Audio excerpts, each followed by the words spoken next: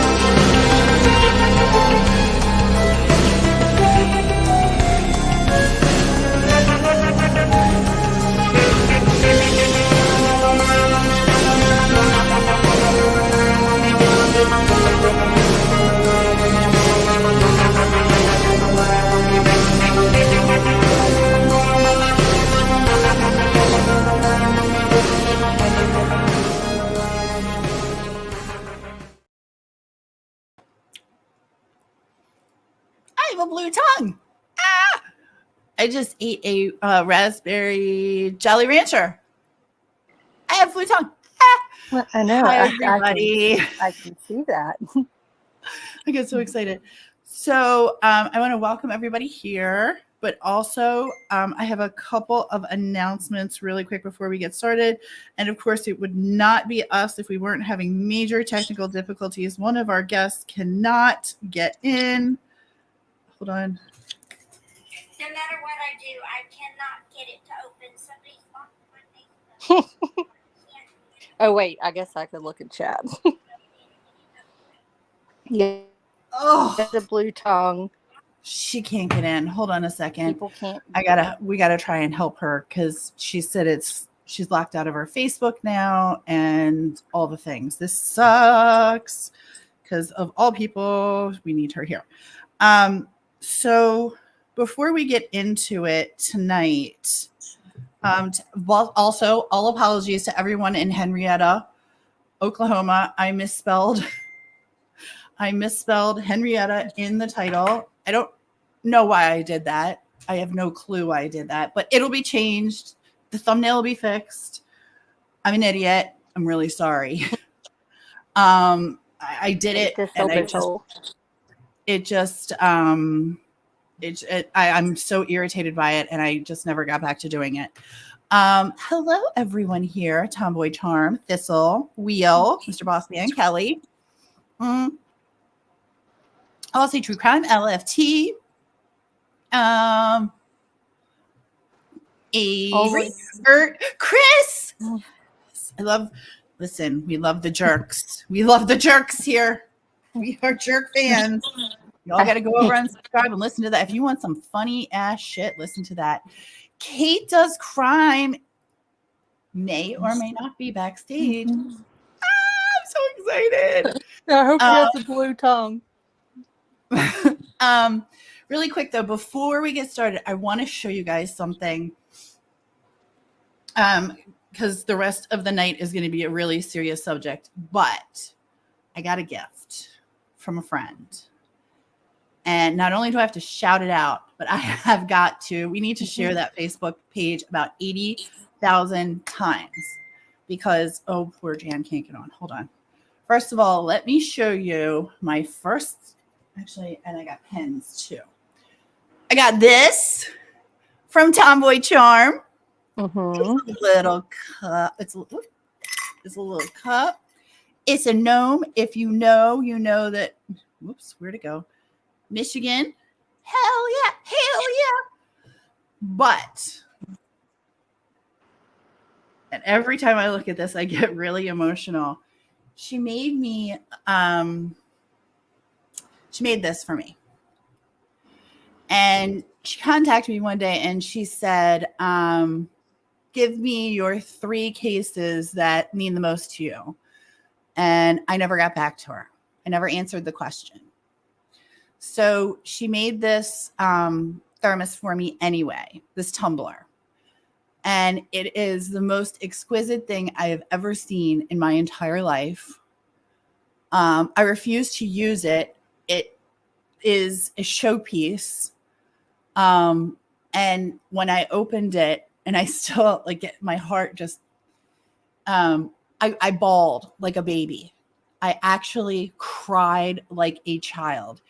You can't, she even like the detail work on this is unbelievable. She had my ring. She put my wedding ring on right here. I don't know if you can see it. Isn't that cute? But it says, I'm trying to get this so you guys can see it. It says decipher. Maybe if I turn my ring light off. There you go. It says, says decipher. It says at the back, ask me about my podcast. LFT, hashtag Rachel Morin. It has Summer Wells on it and the trail. There's ask me about my pod. Whoops. God, I'm so bad at this. And then at the bottom is her logo, which is gorgeous. Rachel's picture being on here and hashtag Rachel Morin, just LFT being on. It just, I mean, there's nothing. There is nothing you could give me. This thing is worth billions of dollars. You want to see I the think coolest? I love. Wait. Will you wait? I think I just noticed something. Will you show the LFT part again? Because I love. Yeah, hold on one second. I will. Look at the top. Like, look at the top. She did the crime scene. Is this not the most like? That's fancy. It is so fancy, and she's like, you can use it. I'm like, no, I can't. I don't want anything like. I'm obsessed with this. The color is my favorite. It's sparkly. It's pink. It's everything. Yeah. Oh my God, I love it. She did. Isn't that the best? Isn't that the best? Oh, so this and my Michigan sit behind me. If you guys notice, we're gonna be dropping the link to her Facebook page. Please go in. Her stuff.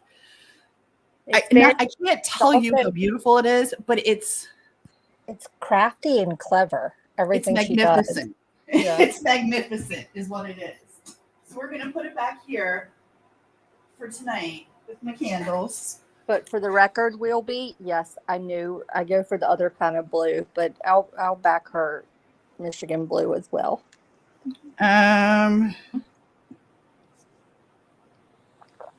Okay. If she needs to I have it on my laptop, but I don't know how to find you. Okay, hold on. Let me see if I can send. Hey, Glowbot. I'm going to bring Kate up then. Give me 1 second, Kate. Kate might not have a blue tongue, but she has lizards and a bird. So that. Okay, hold on. I'm bringing Kate. Hey. Welcome back. I love that mug. It's Tumblr. Mm-hmm. It's beautiful. It's so you too. It really is perfectly. I cried. I cried like a baby. So tonight we're talking about Henrietta, Oklahoma. And as soon as yes, please, Mel, please. Yeah, she has a Facebook page, Kelly, and her stuff is just, I'm not kidding. It's so good. She's a delight and she's very talented. We're going to be talking about Henrietta, Oklahoma, and Kate worked on this case with us directly with the family. And I want to back up just a second, and we'll have Kate help us with the background. Oh, my pen. I do have my pen. My pen. She also gave me, that's right, I didn't even use my pen tonight. She gave me the coolest pen. And I got a keychain too. Keychain. And she makes all the little bags and stuff that things to put everything is all. She makes everything. Okay, Undecipher. So Henrietta, it's been a year. I can't believe it. It doesn't feel like a year. I know. One of the things that we get criticized for, Kate gets criticized for, there's a couple other true crime channels that get criticized for talking to the families of victims. First of all, we've never contacted a family. I don't believe Kate has either. I think that families have contacted her as well. We, when this case happened, the bodies were discovered, and we'll go into detail, but the bodies were discovered. Thanks, Mal. The bodies were discovered on May 1st. This case is the absolute darkest, most horrific case I've ever worked on. Yeah. I've ever looked into. And it's absolutely horrible. And there's a lot of stuff I'm gonna kind of skim over. Tonight is really about honoring the victims. And our guest that's going to be on is the mother and the grandmother of the victims, Jan. We've been in contact with her since right after, and her sister-in-law, Lynn. And we get criticized a lot for talking to families. What I wanted, and one of the things that LFT and I were talking about earlier is, it makes this a little bit different, is not only do we talk to the families during what happened and try to help them through as much as we can, and just be there, just be a friend, just be an ear, or help them understand something or read something, whatever it might be, look up things. But we try to carry on the relationship even afterwards. And it's been a year and we still talk to these people. We still talk to this family. And it's an honor that she talks to us. It's an absolute honor. When the autopsies came in they came in long after. This happened May 1st. December, the autopsies came in. She couldn't even bring herself to understand, to read them properly. So she called Kate, she called us, and she said, I need your help. Like, I need to understand this. And we had to go through each autopsy and learn about things that you don't want to learn about in your everyday life. But I'm glad we did. I'm really glad we did. This year has been an incredible struggle for this lovely, beautiful lady. She woke up one day on a Monday and found out she lost her entire family. Her daughter and her 3 grandchildren were brutally murdered. The perpetrator, who is a horrible human being, took his own life, supposedly. Wink, wink. We'll get into that. Don't know if Kate has more information on that, but I'm hoping Jan does. But this case runs far deeper and is more disturbing than what meets the eye. Actually, and the one bragging point we have about this case is our work was chosen and turned into OSBI. So all the notes that we had, all the spreadsheets that we did, all the details that we gave to OSBI, and they used our work. Slight bragging point. Amazing. It was that it's cool and scary all at the same. Like, it gives me goosebumps, but then I'm like, oh my God. Yeah. The sad thing is, all the stuff is still on our laptops. There's that. I went, oh my God, I can't find anything. Where is it? I was like, I'll handle it. I got a new laptop, so everything's gone. Hold on. I'm still getting messages. Jan, please. I can talk via my camera on Messenger. Okay. Maybe just call her and just have the audio. That's what I'm going to do. Make it easy. Have you talked to her or Lynn at all, Kate? Not since like a month, probably like 2 months ago. I spoke to them last. Okay. Lynn just lost her mother this week. Oh no. Mm-hmm. Well, yeah. If you're listening, Lynn, I'm sorry. Yeah, I wanted to make sure that we all said kind word and a prayer. I'm going to call her now. Let's see if I can call her. This is Jan Mayo. Hello, love. Hi, Miss Gia. Can you hear me okay? Yes, ma'am. Okay. I just gave a brief introduction. I didn't get into anything. I really, before we even get into anything on what happened, the only thing I said is you found out via Facebook that you lost your entire family. I didn't get into anything yet because I want to know how you are. I want to know how the year's been. We'll get into some of the other stuff, but this is more of a personal relationship that we have with you. Yeah. And I want to focus on you tonight. I don't want to focus on the perpetrator. I want to hear about Holly. I want to hear about the kids. Kate's with us, by the way. Hi, Jan. Hi, beautiful. I really just want to focus on you, and then we can do more talking about the crime itself and if there's any updates towards the end, if that's okay with you. That's fine. I mean, I can't bring up the fact that they have somebody in custody because FBI is wanting to keep that hush-hush for the moment. Right. So, but I can state that I do know that there are more than one person involved. Oh my. That's a fact, Jack. Yeah. Interesting, because what happened here, just a brief overall so people understand what happened, is I will use his name once, but then after that, we're going to refer to him as the piece of shit. His name was Jesse. Works for me. Perfect. His name was Jesse McFadden.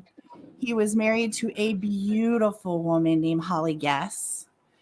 And her 3 children were Riley, Michael James, and we call her Tiffany. I call her Tiffy because that's what you well, we called her our Tiphosaurus. Yeah. She growled at you. She was just the cutest thing. And LFT, hopefully, I'm going to ask if maybe you can pull some pictures up potentially while we're doing this. But Miss Jan woke up and found out that her daughter and her grandchildren had been brutally murdered by this man, who was let out of jail early. He was a predator. He was an RSO. Thanks to COVID, he was released early. That's a whole nother story. We will get into that another time. Bottom line is that her family was taken. And there was basically that Monday morning by 11 a.m., they were like, yep, case closed. We got the perpetrator. And we all said, no, no. Yeah, they closed the case at 3:30 in the afternoon because they didn't get their warrant to go out and do anything with the bodies until after 3 o'clock. There you go. There's so much darkness surrounding this case, but so much light surrounds the family. And I want to be very clear with that. Jan has become, every time I talk to her, no matter what time of day or night it is, we always end the conversation with, I love you. And I mean it from the bottom of my heart. I love you. We've become pals. She's cried. I've cried. I honor her. And this tonight is about her and how she's doing, how she's dealt with things, because I want you to actually put yourself in her position and wake up one day and read on Facebook that you've lost your entire, well, not her entire family, but a large portion of her family. Half my family. Yeah. Her daughter and 3 grandchildren. And in horrific, horrible ways. So, first of all, Miss Jan, how are you? How are you holding up? Every day is a struggle. Yeah. I wake up every morning crying. song will come on the radio that Holly liked, and I'll start crying. I'll be somewhere and see someone that looks like one of my grandchildren, and I start crying.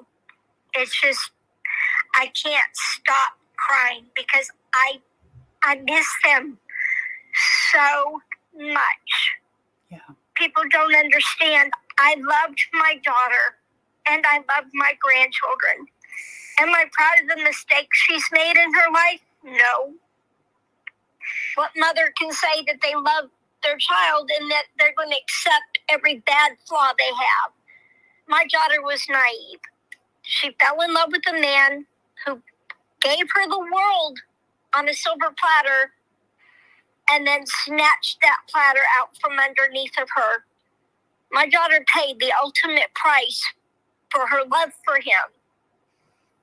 He killed her and then her children and those two other beautiful little girls. None of them deserved this. And had the state, actually, Governor Stent, not decided to do a mass exodus and let out 400 and some odd prisoners because of overcrowding, he would have still been in there. Mm-hmm. And for good behavior, even though he had a bunch of bad behavior. It was like, He had no good behavior. It was tons of bad behavior, but yet they let him Yeah. out for good behavior. Yeah. Yeah. Yeah, because somebody greased the wheels and paid. And you know, I'm gonna be the first one to speak up. Someone greased the wheels to get him out because one, the prison system didn't want to deal with him anymore because he was a mass multiple offender constantly while in prison. While in prison. That's important information too. What Yes. got him there was several things. Let me just say that. Hi, Grandma Sherry. Thanks for being here. One of the things that got he was convicted multiple times of horrific things. But then while in jail, continued horrible. To reoffend. Uh-huh. But let's just say he just continued to reoffend. He was not rehabilitating himself 1 ounce. Nope. And he promised my daughter the world. Oh, I'm going to love you. I'm going to give you everything. And then, you know, yes, she did get pregnant by him twice. Both times was twins. She lost both sets within the first trimester. I don't think she made it over 12 weeks with either one of the sets of twins.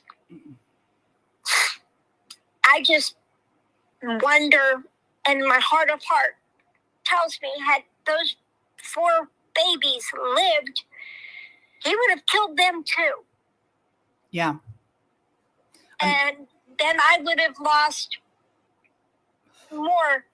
I would have lost 8 people instead of just 4.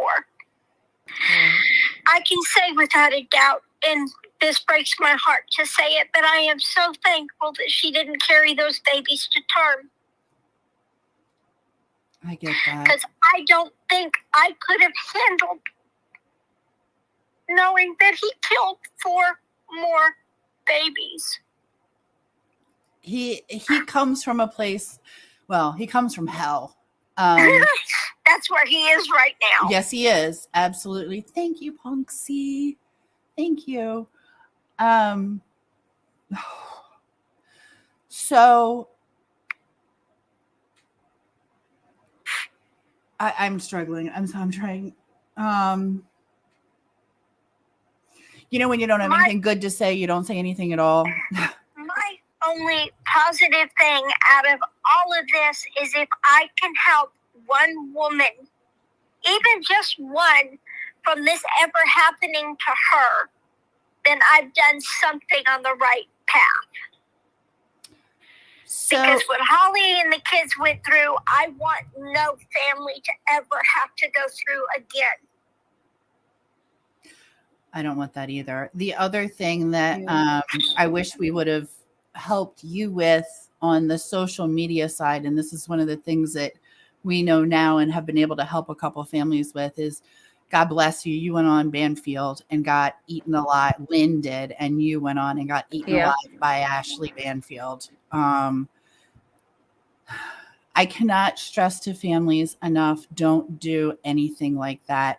Let them get the story out, but don't go on without a lawyer, someone who's they don't care. Those media outlets don't care, and they will ask the most horrific questions, blame the wrong people.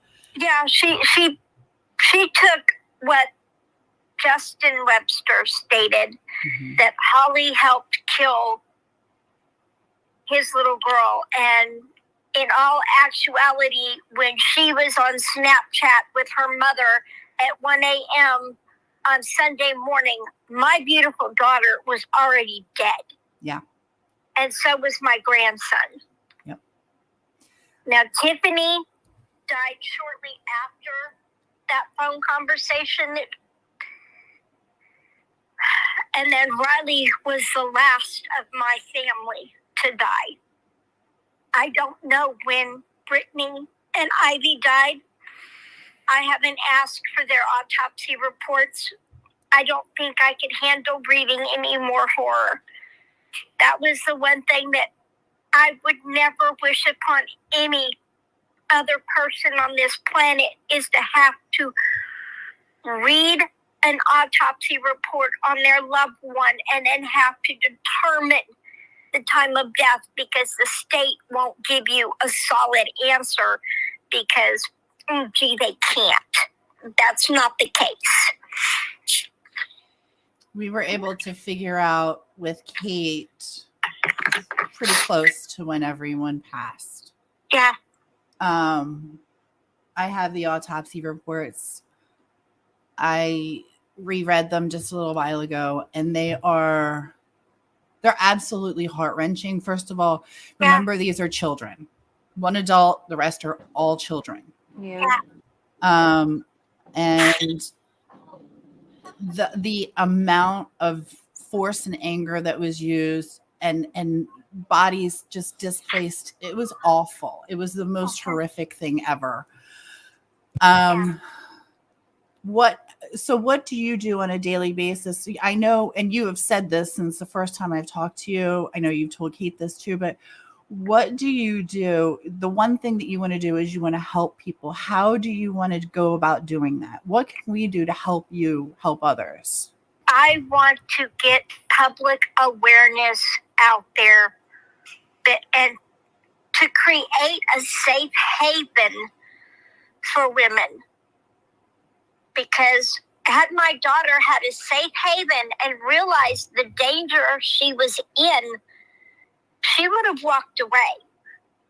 There needs to be more put out there about these sexual offenders when they come out of prison, because they're going to tell you what they want you to believe.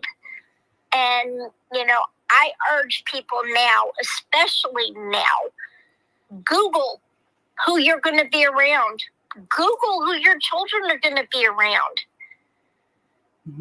Because that's how we ended up finding anything out about him, about his criminal record, his past, all of that, through a Google search. I would never have thought to do a Google search before. I was like, why? Why would you? Well, now there's a perfectly good reason. The safety of our children, of our grandchildren. We have to be the ones to stand up and say enough is enough. We want justice for the families that are lost, and we want the family members that helped to get him out deserve to suffer the consequences of what he did, because they're just as responsible. Well, let's talk about that interesting family, because not only did Jesse do this, but his brother is currently in federal prison for I think is it still $1 million bond, Kate, for the girl in the holding his former girlfriend in a dog cage In a dog cage. Yeah. Is that what he was arrested for the federal? Can't answer that. Don't know. Hold on, it up right now. Yeah, I don't know. I can't answer. And I know that he was moved to a federal prison. Yes, he was moved. But other than that, I don't have any. But that's the legacy that they leave. That's his yeah, book. he is he's awful. Mhm. Like, you couldn't even imagine forcing someone in a dog cage for days, and then didn't he like light the whole place on fire too? Yeah. He beat her with a bat. And Put a her in the taser It jar. was or actually, something. Yeah. it was actually an axe handle. An axe handle, Oh, yes. my goodness. And then electrocuted her, and then tried to set the house on fire by real brainiac, by the way. Tried to set the mat of the house on fire that his mom was living in. It was out of the back door. He set the Thank God the girl got away. I don't know how she is. I don't know. I know she got away. I know he was arrested September 19th. I do know the date that he was arrested. Okay. September 19th, he was arrested. Okay. He was arrested in McAlester, Oklahoma, and then transported to a federal facility. He's an MCO in Chicago. I do know that. Yeah. I don't. Yeah. Under what? We're just gonna. We'll talk about that later. I was just gonna say, I don't know if everyone remembers, but when all this happened, remember that Jesse, not Cody, was set to appear in court on that Monday. That Monday morning. Yep. Mhm. Yep. To begin proceeding with charges he had occurred, or charges that occurred while he was in jail. Not only while he was in jail, but didn't it also deal with the charges that actually put him in jail as well? He just no. It was just the charges while he was in there against that young girl that he had photos of on that cell phone. On the cell phone, that's right. And so he had been put in jail already. Then that was the new charge he got, and what he was set to appear in court for that Monday. He decided he wasn't going to go back, even though, I don't know, apparently he was the talk of the town in there and did fine. I don't really. It's because he had money on his books. Yep. All the time. So anything new came out, he had the money to buy it. So of course he was going to be the popular one because he had thousands of dollars on books that he could just blow whenever he wanted to. Yeah. So he got popular. Like I said, I don't want to go through the details with you here. We'll do that after you go, because reliving what you relive on a daily basis is one thing, but I'm not going to do that to you now. All right. So awareness, we're going to do awareness. I know that Mr. Webster, who is Ivy Webster's father, started a Facebook group and was trying to get a law passed called Knight's Law, which is about, I believe, letting the public know when offenders are released. One of the things that happened in this situation is that no one was notified when Jesse was released. The victims were not notified when he was released. No. Also, they were not notified. The local town that he moved to, he originally was released to his mother's house in McAlester. Mm-hmm. Then he got put to my daughter's home where he had been residing for almost 2 years prior to being put on the sex offender registry. He wasn't on the registry. Get that, you guys. He was not on the registry. For 2 years. He was out for 2 years. That should have been court mandated the day of his release to be put on the state books, and he was not. No.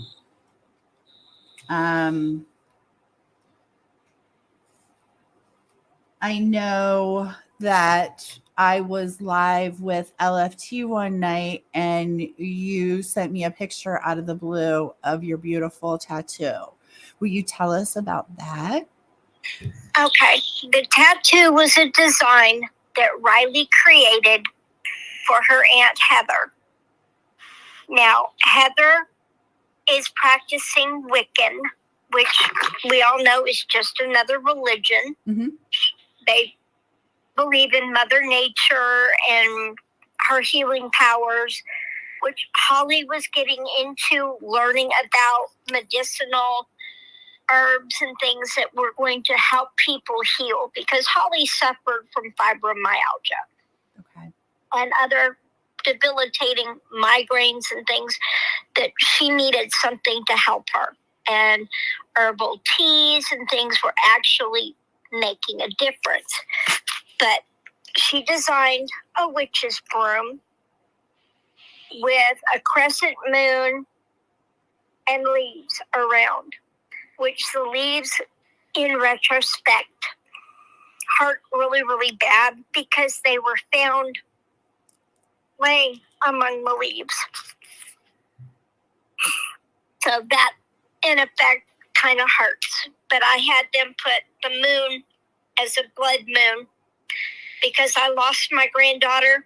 I'll never have her back. I won't get to hold her. I won't get to see her graduate high school next year.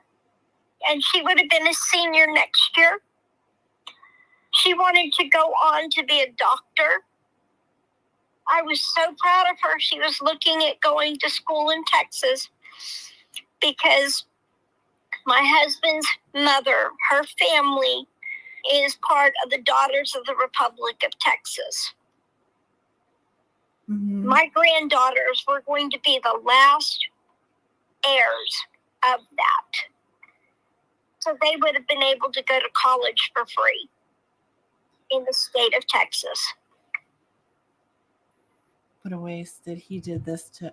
I mean, the futures that this man took away from these promising children is horrific. And all he had to do was go out and shoot himself. He didn't have to worry about anybody else. But of course, the selfish prick that he is and piece of shit decided to. I'm sorry, 10. The person speaking is Jan. She's the mother of those that were lost in Henryetta, Oklahoma last May 1st. May 1st was the day that they were actually discovered. The weekend prior is when the lives were taken. We believe, if I'm not mistaken, correct me if I'm wrong, Holly would have been late Friday, early Saturday, correct? Yeah. Friday, okay, Thursday was the choir practice at school. The choir concert, yeah. Then there was cheerleading and track meets that didn't happen. Mm-hmm. And on Friday. Yeah, on Friday. Saturday, according to the autopsy, Holly was the first, and then Michael James. And then as time went on, another child was killed. Yeah. And then finally him.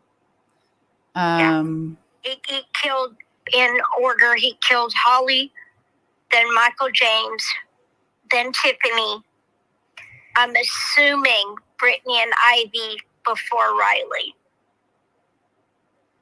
I don't know, because I don't know what stage of rigor Brittany and Ivy were in.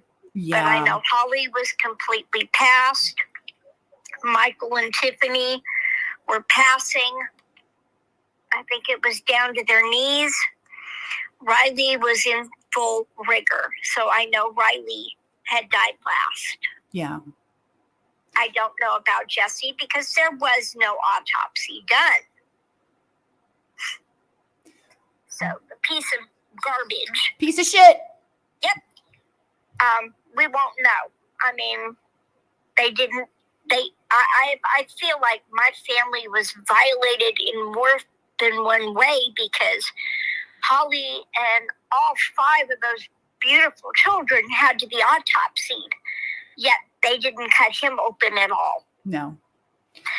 Is that fair? No. Was the state just trying to save money? Yeah, They were saving money by not doing his autopsy. But now they'll never know what was going on in his head.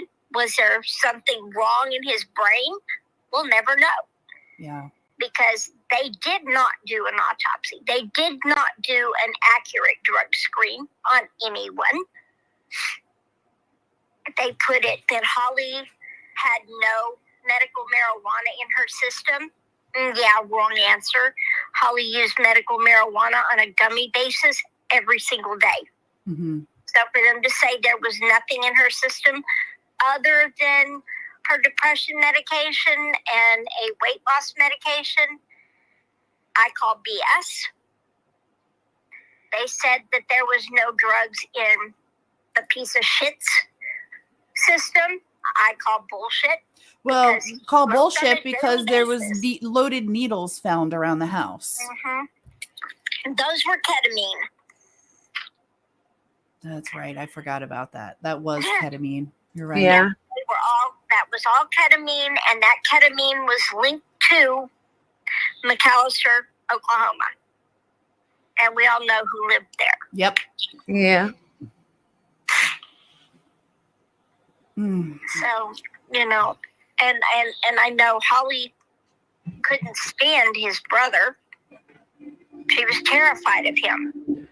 Well, he was gross. That's why, because he put women Yeah. in dog cages, and I mean, he gave out awful. I mean, his picture gives out awful vibes. Yeah. Yeah.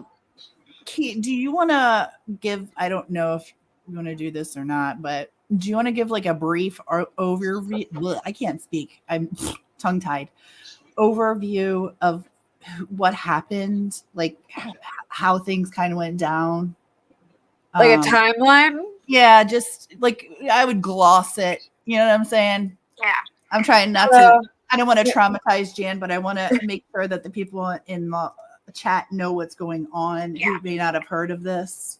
Okay. Jan, you might have to help me a little bit with this one, but I think I remember most of it. I've got the Yeah. spreadsheet open if there's anything that we can chime in on. Okay. I know Thursday evening we were in Henrietta. We went to the choir concert at the school. Yeah. So we can hear Tiffany sing in her choir concert. Then Tiffy, right after the concert, we stood out in the hallway and we talked to Holly, Riley, and Michael. And Tiffany showed us the cheer that she was going to do for cheerleading tryouts the next day, which in retrospect, she never made it to. Never made it to, yeah. Don't know why. The next day, I contacted Holly about 7 p.m. to ask how the tryouts went, and I received a message that, in hindsight now, wasn't Holly. It basically said that she dropped the phones in a puddle, all their phones. Yeah. In And a mud if puddle, we didn't right? hear from them over the weekend, not to worry about it. People have asked why I didn't call Tiffany's phone or Riley's phone. Well, you got to understand, I was told via a text message that all of their phones had gotten wet. So I didn't know if Holly had them in her purse, dropped her purse. Well, after everything came out, found out, no, Holly didn't even have her phone. He had taken her phone and she was probably trying to figure out where her phone was. Jan, not to interrupt, do you remember what day it was when the purchases at Walmart were made on the receipt? Those were made, from what I understand, either Wednesday before or Friday. Gotcha. I think it was the Wednesday before. I know there was a receipt found. 26th. Okay, yeah, the day before. That was on Wednesday. It was so the Walmart receipt to purchase padlocks and chains, and 5714 was on the Visa. Uh-huh. So for those who don't know, there were padlocks I absolutely refuse to show pictures because I think I refuse. I've had to see them. I refuse. But there were padlocks behind the mattress in the master bedroom. There was 3 or 4 padlocks there. And then there was a padlock on the counter in the kitchen. Yeah. And there were chains. And, the one in the bedroom, that was all staged after the murders. Those were never in the house.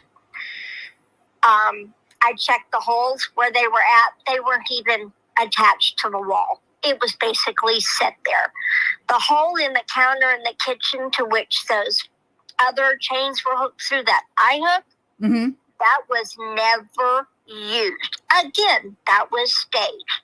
Anyone who knows anything about wood, when you screw something in, even after you drill the hole, it cuts a groove into the wood because that screw bites in.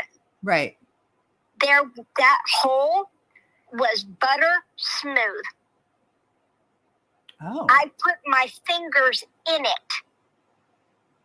On the Saturday, we finally got to go in the house. I took and I put my fingers in that hole to feel for grooves to which there were none. That was never used. It was staged to horrify anybody who came in that house. So that was all put there after they were all murdered. That's interesting.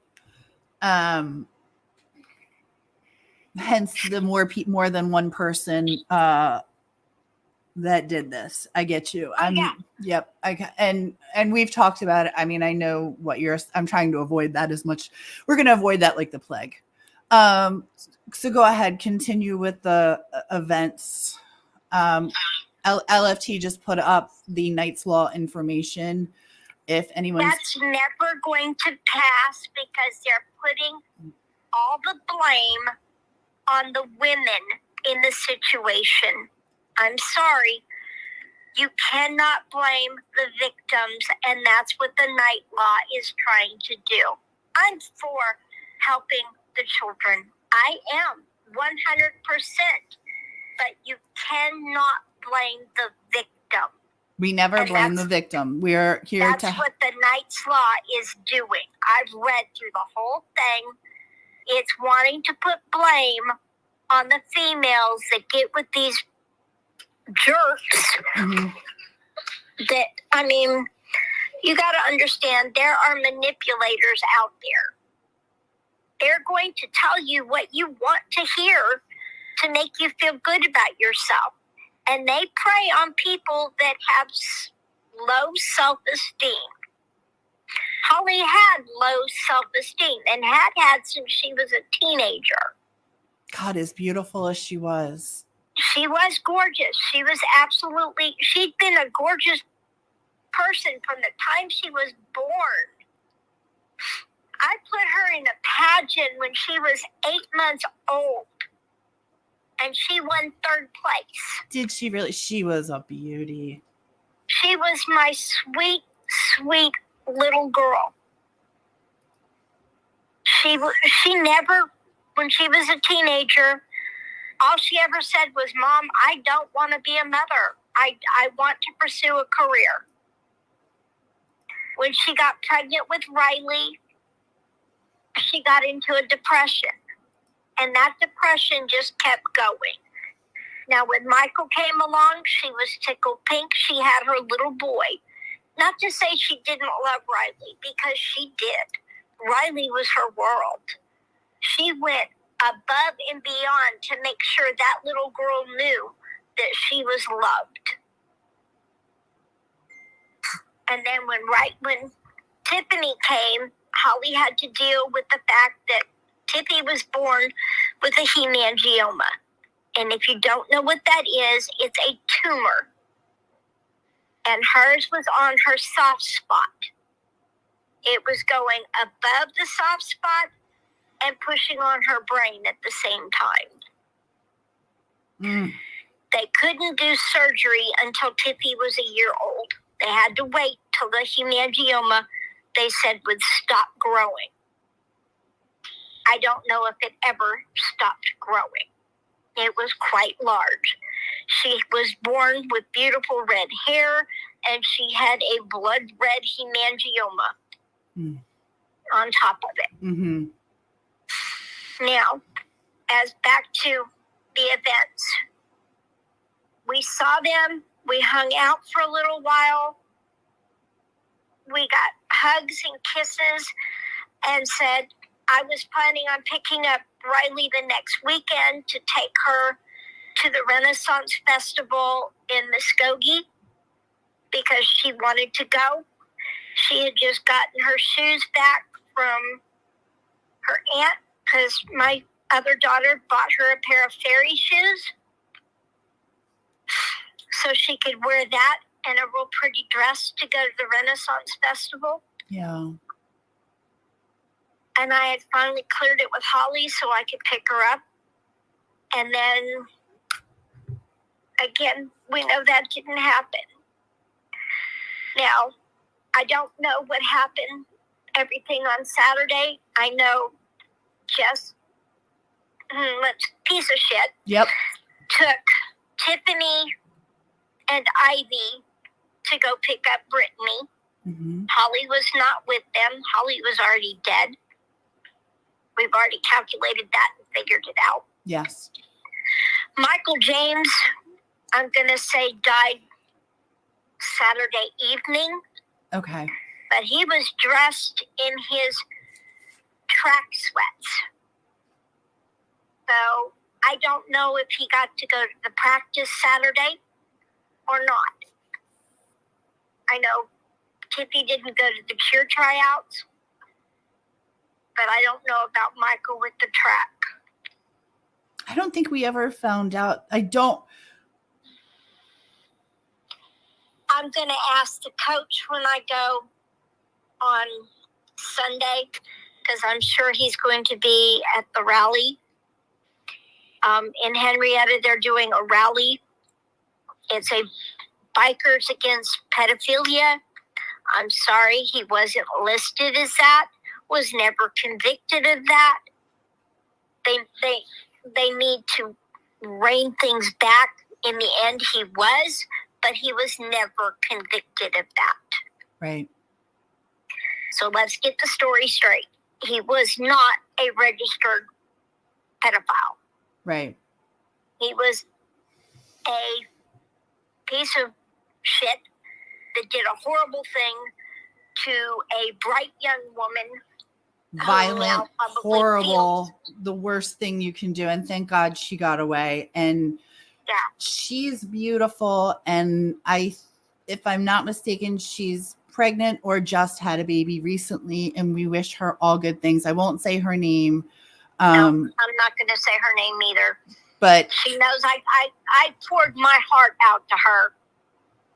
And in retrospect, I wished I had never done that because she put it out there on that ugly podcast. I know. And I was empathizing and sympathizing with what she went through because I, too, went through that as a teenager. It's not something you want to ever have to experience.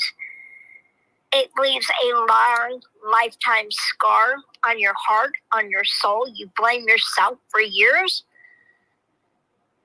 It took me getting therapy for somebody to finally tell me I was just in the wrong place at the wrong time. I did not need to put the blame on myself. No, ma'am.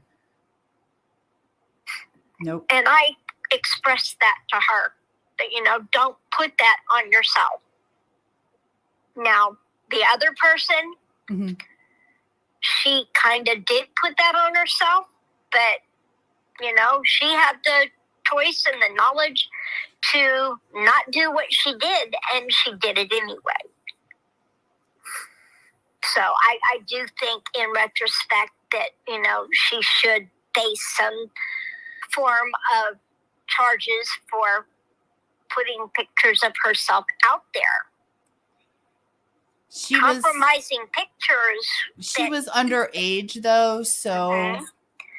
I But there's still laws against that. And even, I talked to a lawyer, had everything played out with Riley, and she did the same stupid thing, sent pictures of herself to a young man. mm-hmm. Young man got her the phone, and in this instance with the other girl, that phone was given to her by one of his family members. We're going to leave that name out. Yeah. That you and I both know who did it. Yep. So she was, coerced, yes, but she was 13, and at 13 years old, we know right from wrong. And, coercion can happen. I understand that. I don't know. I think that there's some master manipulators at 13. I don't know. He was grooming her Yeah. to be his wife and to be what he wanted. And when he got busted, he realized that was never going to happen. He was never going to be with her because of all this. Now, he continued to have conversations and messaging her long into the time frame he was with Holly. Mm-hmm. While married to Holly, he was having contact with this young girl. Holly didn't know this. He was spending all of his time in his office, so to say, which was the laundry room of their house. And I never understood up until after all of this happened why he felt comfortable in such a small space. Gee, hindsight now, I know, because he spent 17 years behind bars in confinement Mm-hmm. in a small space. Mm-hmm. That's why he felt comfortable Mm-hmm. in that space. That's right. But as for the kids, I know Brittany was picked up Saturday afternoon. Mm-hmm. They went to I think a Dave and Buster's or an adventure or something, where there were video games and things like that the kids could play, pizza, of that nature. That's where he took Ivy, Brittany, and Tiffany. Now, Riley wasn't there, Michael wasn't there, and we already know Holly was gone. I just don't know if Michael was already gone at that point. I know Tiffany was not, because she was seen on the Snapchat on Sunday morning, as well as Brittany at 1 a.m. So I know that at least Tiffany, Brittany, and Ivy were still alive at 1 a.m. Sunday morning. I don't know for how long after that. I don't know that I want to know. Yeah, I get that. The horrible things that happened to those other two beautiful little girls that should never have happened to anybody. It rips my guts out that anybody could do what he did or what they did. Because I'm sure there was more than one person involved. We know that, yeah. And then Sunday night, supposedly his mother spoke to them, Mm-hmm. or spoke to him, and he had threatened to kill himself. Mm-hmm. Why she did not call the police and have a welfare check done, I don't know. According to the conversation she had with me, it was Sunday night at 6 o'clock, and she was at the house dropping off a quilt she made for my daughter. There was never a quilt in that house. Yeah, there was no quilt located, right? No quilt located. So, come to find out via somebody else. She had that conversation with him Saturday night. Not Sunday night. Not Sunday night. Hmm. We would have still had him to prosecute had his mom stepped up and made a phone call. I agree.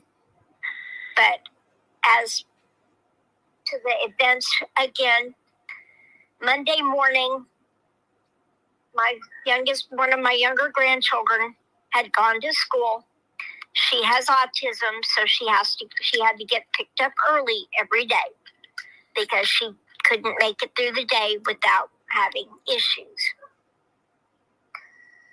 I was at the school picking her up when my brother called me to tell me that there was an Amber Alert for the piece of shit Brittany and Ivy. Mm-hmm. I got back to my daughter's apartment with the girls because I had the baby with me. I get a phone call from the sheriff's department. Now, mind you, this is 11:05 a.m. I can tell you point blank what time it was because that's etched into my brain. They call me. Where is he and where are those two girls? I said, I don't know. My next question was, where is my daughter and my grandchildren? Mm-hmm. The officer said, we don't know. I said, did you go into my daughter's house? Yes, ma'am, we did. Now, mind you, this is 11:05 a.m. No, they They didn't. did not. Yes, they went in. I thought they did. No, they didn't. No, he didn't let him in. No, the officer went into the house at 11:05 because he went room for room looking for blood and everything else. Because I asked him, did you find blood in the house? No, ma'am. Mm-mm. Were there bodies in the house? No. No, ma'am. Said, does it look like a struggle happened? No, ma'am. That was at 11:05. They did not get their warrant till after 3. The bodies were found via a reporter's drone at 12 or 11:58 because they called the coroner to come out at 11:58 in the morning. Okay. The coroner came out, did not go out to the bodies, which makes no sense because if a body found trumps a search warrant. They go straight to the bodies. Mm-hmm. They did not. The bodies were not removed from the premises until after the tribal police or tribal council signed off because Jesse McFadden, piece of shit, was tribal. I did not know that until after. I thought Cody was just tribal. They both are. They both have the same biological father. No, they have the same mother, different father. Same father. I checked it out. They have the same father. Oh. Yeah. Well, look at that. The You learned something girls new. do not.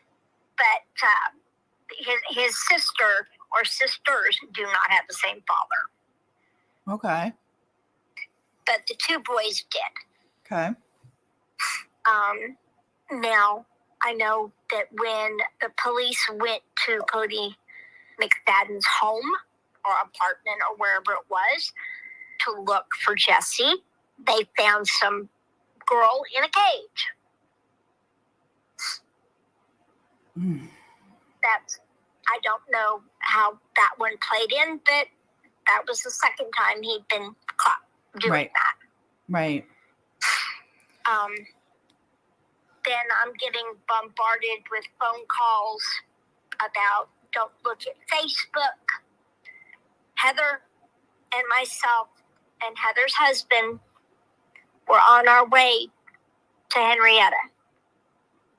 At that point, we did not know they were dead. One of my closest friends in Arkansas called me and said, "Don't look at Facebook." I'm like, "Why?" She goes, "You don't want to know." I opened it up. I looked. 7 bodies found in a field, Henrietta, Oklahoma. They weren't covered with towels or blankets or sheets. They were laying out there in the field. Holly had her arms wrapped around Tiffany and Michael, and Jesse was beside them. Riley was 450 yards away on, I think, the west side of the creek. Brittany or Ivy, I'm not sure which one, was on the east side of the creek, about 150 yards away from Riley. And the other little girl was same side of the creek as Riley, again 150 feet or yards away from Riley. You would have thought that those 2 little girls were friends with Riley. They were Tiffy's friends. Right. They were there for Tiffany. They had been at all of Tiffy's birthday parties. And all of her birthday parties were in McAllister at the skating rink. Michael James's birthday, the first year they moved there, was supposed to be at the skating rink, but it got canceled due to an ice storm. So we stayed in a hotel in McAllister with Holly and the kids, and the piece of shit. I did not know at that time what or who he was actually. We'd only met him a few times, and as far as we knew, they were just dating, and he was living in the house with Holly and the kids. Now, if anyone knows anything about the law, he was not allowed to be in that house with those children. But no one knew because he wasn't on the registry, so he was there illegally. They tried to put that he was released to that house from prison. No, he was released to his mother's house in McAllister, not to Holly's house. He was not put on the house in Henrietta until May 26th of 2022. The year before. That's when they got married, right? Yeah. Well, when no, they remember got they were married. married. Yeah. Oh, that is when they were married, right? Yeah, they got married the 25th. That's But right. they told everyone it was later, like in They told December. yeah, at the party, right? Didn't you have a party for them? We celebrated their wedding on Christmas Eve because that's when we were told they got married. But they had So been married that back was- in May. That's right. May 26th, because their marriage application and the marriage license date are both dated the same. Yeah. The minister or the man who officiated them Mm-hmm. was the chaplain from the prison to which he was incarcerated. That He one came still from the gets to prison. me. He came from the prison, which, I'm sorry, if you know this guy and you know how bad he was, why did you not step up and say, hey, no, we're not going to do this. We're not going to allow you to get married. But they didn't. They knew what he was and how bad he was, but they allowed my daughter to marry him when she didn't know the whole truth. She didn't know all the facts. I thought there was some speculation as to whether he knew him or not, and if he was just called up that day because they didn't have somebody there. Knew Jesse, he knew it. He knew him real well. Okay. And the witnesses was the secretary from Okmulgee County, yeah. And her son, who was the man who came out and inspected to make sure that the house was okay for him to be in. That's right. Yeah. Yeah. He never stepped foot in the house. That's what it was. Thank you for correcting me on that. He did not step foot in the house. He was handed a credit card receipt on the porch, which the piece of shit's name was misspelled on. Convenient. Uh-huh. But the man knew that my 3 grandchildren were in that house. And he already knew what Jesse was and was capable of because he had all the records. Mm-hmm. Why he did not step up and pull my daughter aside and say, hey, do you realize what he is? Nobody ever pulled her aside to say anything to her. You know, I had no issue with her writing him while in prison. None whatsoever. Everyone needs a pen pal. But the lies that he fed my daughter to get her to commit to him was unconscionable. Yeah. And no woman should ever have to go through that. I know we have fragile egos. We all do. Mm-hmm. Everyone has a fragile ego. Mm-hmm. I'm not going to lie. I have a fragile ego. I am going to be the first one to step up. And sometimes I just take things as they come. And other times, especially since Holly and the kids were murdered, I don't take people's crap anymore. I stand on my own 2 feet and say enough is enough. I mean, I had to do so much because of that other podcast. I know. To defend my family, to defend my daughter. I should not have to defend her. She was a wonderful human being. Well, she was a victim. So, and there was another podcast, just so the chat knows, that was a smaller channel and literally should be struck off the planet, not off of YouTube. But some of the things that they were saying was not only completely inaccurate, and we had did a whole background check on the wrong person. They did a background check on the wrong person. They literally, now get this was my favorite on the whole thing. They literally told this beautiful lady right here that her son was not born when she said he was born or when his birth certificate was stated, but when they declared him born. Yeah. Like she was wrong and didn't know when she had her baby. She didn't know when she had her baby, and also the birth certificate was wrong, but they knew better. Yeah. And then I found the guy. I found the actual like guy who they put the wrong information out on. That's right. And he was like, what in the heck? Like, who are these people? And why are they putting all my info up on a podcast? Yeah. They totally doxed the wrong person, but not only that, argued with this beautiful lady on when she had her child. Yeah. I think I would know when I gave birth, considering the boy almost killed me. Well, one would think you would know these things without that having happened. Yeah. You know what I mean? Like, hello. But let's argue about that. Let's, Well, they put out there stating that my grandchildren had been in school in Henrietta in the school year 2020 and 2021. No, they were still in Westfield, Oklahoma, going to school. I went to the school, got through.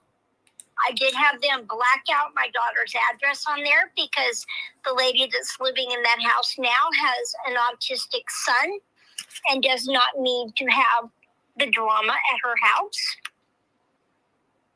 no, So I had them block off the address. And they told me I forged that document. It's got the school seal on it, yet I forged it. They were. Yeah, I remember that. Yeah, they were horrible to every victim in this. They're trying to make a name for themselves, but not getting victim's family. Yeah. But then again, they became super close with that victim's family and actually went and stayed with them. So they weren't non-biased about any of it. I'm not non-biased either. I'm for all the victims, every single one. I am too.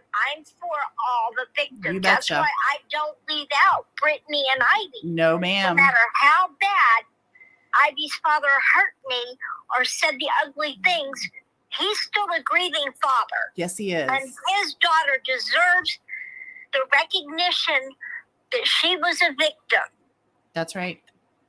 And I'm going to continue to say that because she was a victim. Yes, she was. She was a She beautiful was my girl. grandson's girlfriend. Michael James was dating her for the third time. The third time. And she was one of Tiffany's best friends. Yeah. But Tiffany was the type of person, and she got this from her mama.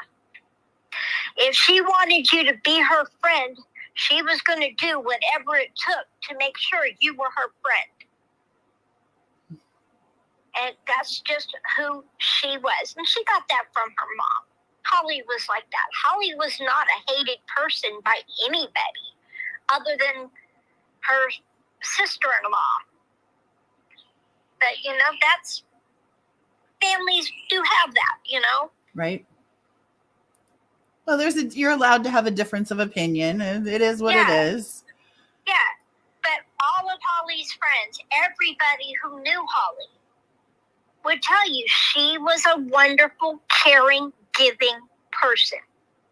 She had a friend that ended up homeless, and she had a little boy, and her other little boy was living with his dad. She took them in to give them a place to stay because she didn't want to see her friend on the street with her child. Oh my God. That friend stole from Holly and the kids. Yet she came back. Holly took her back. Let her come back and stay because that's who Holly was. She was going to give a person a second chance, no matter what, because she was down on her luck. She was having a bad situation. And, she stole from Holly and the kids, took money. But, she probably needed it more than Holly. That's how Holly thought of it. Wow. She may have needed it more than I did. So Holly had saved for a year to buy this coat. Okay, now she was raising kids. Saved for a year to go buy herself this really nice coat. Yeah. We finally went and got the coat. We were driving home. There was a lady on the corner with a sign saying, "Help me, please. Anything can help."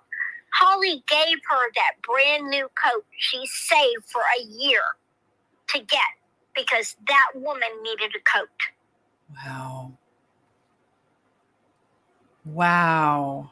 She went out of her way to help people. Yeah. And that's why her business, Which Way, was to help people. It wasn't anything bad, wasn't anything to hurt people. It was homeopathic medicines. She made CBD lotion. She made CBD bath salts for people who could actually soak in the tub to help. And the lotions were helping cancer patients. So she was doing what she could to help people. Is Heather still keeping the business going? She's trying, but right now it's more than she can handle. Okay. She's struggling mentally, financially. She didn't get to talk to a counselor or grief because it wasn't available for her. She got onto a program to help her. She got 2 visits, and they cut the program. So she never got to sit down and talk to somebody about the hurt she's feeling. And her daughters, Zelda got a little bit of help over the summer. The girls' Medicaid got cut off. So Zelda doesn't get any help now. Xena doesn't get any help now. So it's like we had to keep Zelda out of school this last week because of the anniversary of the death of their cousins and their aunt, which they called Holly Aunt Lolly. Aunt Lolly. Aunt Lolly. That was what Holly wanted them to call her, because for the longest time, my ringtone for her was Lollipop. The song Shirley Lollipop, Temple. that was my ringtone for Holly. Oh, God.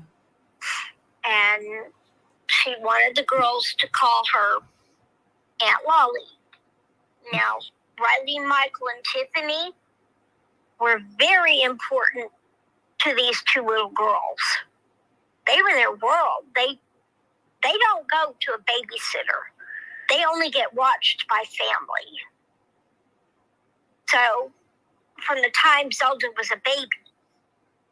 So, Tiffany and Riley were always with me, babysitting in the summertime. They were always with me. Michael James would go hang out with his papa, and they'd play video games and help watch the girls, or watch Zelda at the time.